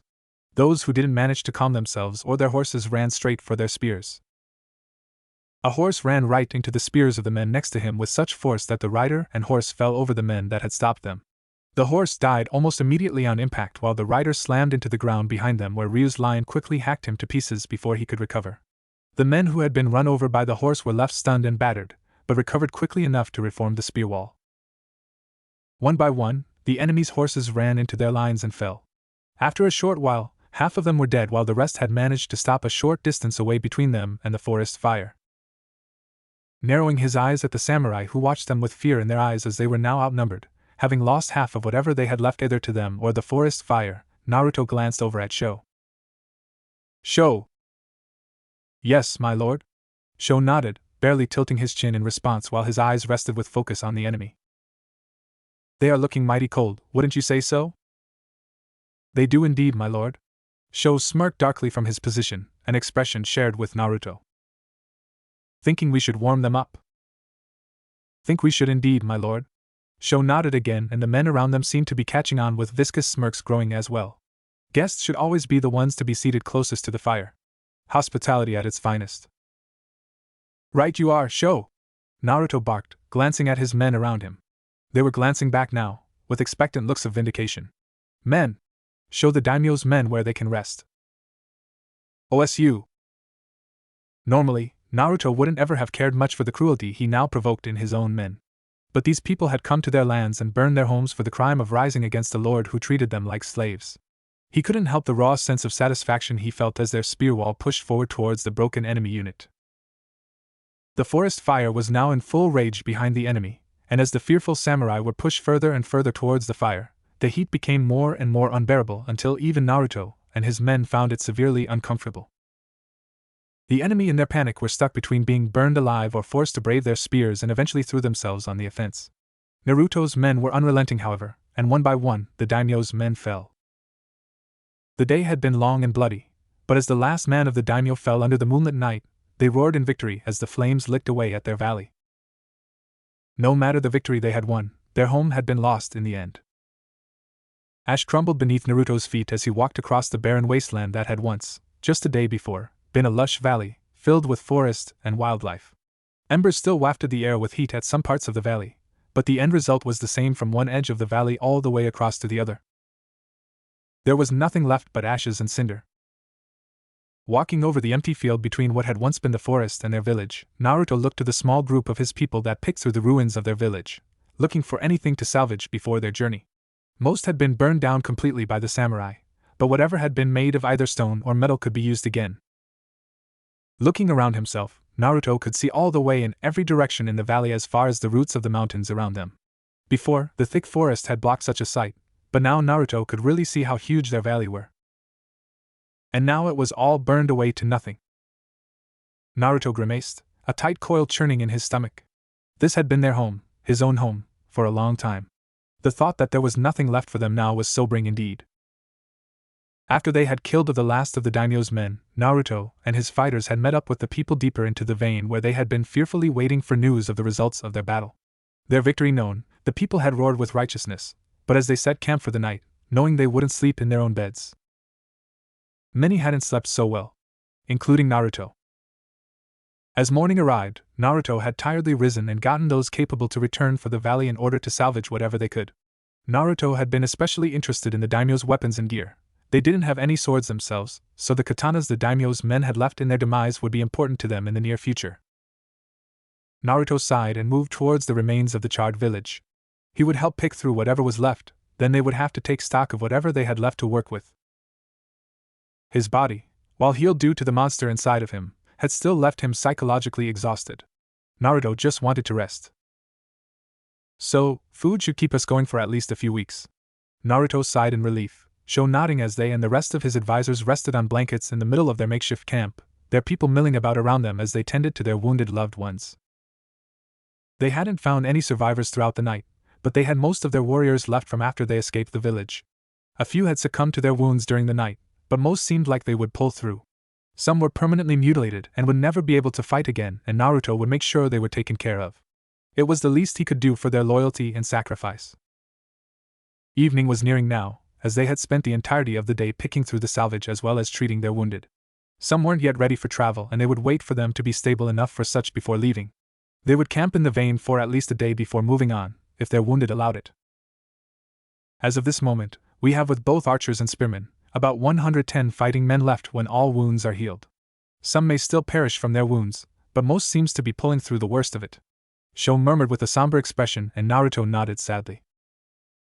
I want the names of those that die, Naruto muttered, receiving a nod from Sho. So I can remember them. He remembered many of them already. Jin, Tomoya, Akio, so many had lost their lives throughout the night. We have 23 carts. Ichiro began, looking to Naruto for his attention on the matter. Whatever we can't put in those, we will carry in backpacks and rolls. Good. Naruto smiled. How many horses do we have? About 70, I think. Ichiro trailed off with a thoughtful frown, ignoring Naruto's surprised expression. That's more than we started out with, Naruto muttered, looking to Ichiro for answers as he nodded. We managed to take some horses from the daimyo's men yesterday, those that ran wild. Ichiro suddenly grinned and threw Naruto an impish expression. On that note, we have a lot of meat from the wounded horses. They all shared a laugh at that. A good meal would do their people good before setting off towards their future. Jiro, Naruto said and looked to their blacksmith. Do we have any tools left from your workplace? Jiro rubbed his auburn beard. But we ain't got much left of a forge, you know. I know. Naruto nodded, but he wasn't worried. His travels had taught him a lot, and he'd seen several times how traveling folk had set up a makeshift forge along their travels whenever it was needed. Whatever Naruto didn't know himself, perhaps Nobu's journal who Naruto had managed to bring along with him could be conferred for answers as well. But we will work something out. As long as we have most of your old tools. The shaggy-looking blacksmith nodded, before going back to the jerky he had been gnawing on. While Naruto was fond of the man, even he had to admit that Jiro was a bit of a simpleton at times. Hell of a good blacksmith though. At the very least, we have a lot of new weapons now. Sho groaned as he leaned back against the rock he was seated next to. Naruto's most trusted and loyal man didn't have a tailed beast to heal him, so his body was still suffering from nicks and cuts from yesterday. His sister had done her best to help, but one could only do so much for a battered body. Sho had risen to the responsibility Naruto had given him, however, and worked on despite his tired and sore state. As the commander of the People's Guard, rest never came quickly for Sho, as he would always have to be an example for them. How many swords did we salvage from the battle? Naruto questioned, noting the smug smirk on Sho. About 120. Naruto's eyes widened in shock, tempting a chuckle from Sho. Yeah, I had the same reaction. We also have about 20 longbows. The others burned along with their owners in the forest fire. Naruto considered this. The longbows would be useful, but he hoped they wouldn't be necessary in a while.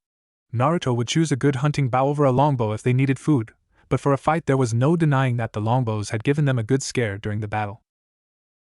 Arrows for those can be fletched easily enough. Naruto muttered thoughtfully as the group nodded. Also, Ichiro began, a worried frown thrown towards their leader. Our people have been voicing their concerns towards the future of our people.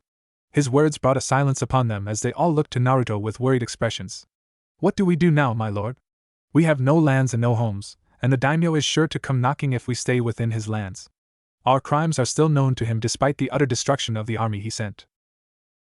Naruto noted their expectant eyes and nearly grimaced, but kept his emotions under lock and key. He was their leader, and he would lead them. It wouldn't do to show them his worries. If he expressed confidence, that was what he would inspire within his people, and that was what he was going to do despite the torrents of worried emotions within him. Winter isn't far off now. Naruto began slowly, as he looked and gauged his advisor's reactions. There's already a nip and chill in the air, especially at night. I have a plan for our people, if you are all willing, and I will speak on it tonight before our people. For now, we will have a victory feast tonight, and celebrate our continued survival and the sacrifice of our honored dead. We will begin with a memorial for the fallen, and then we will eat after making my plans clear.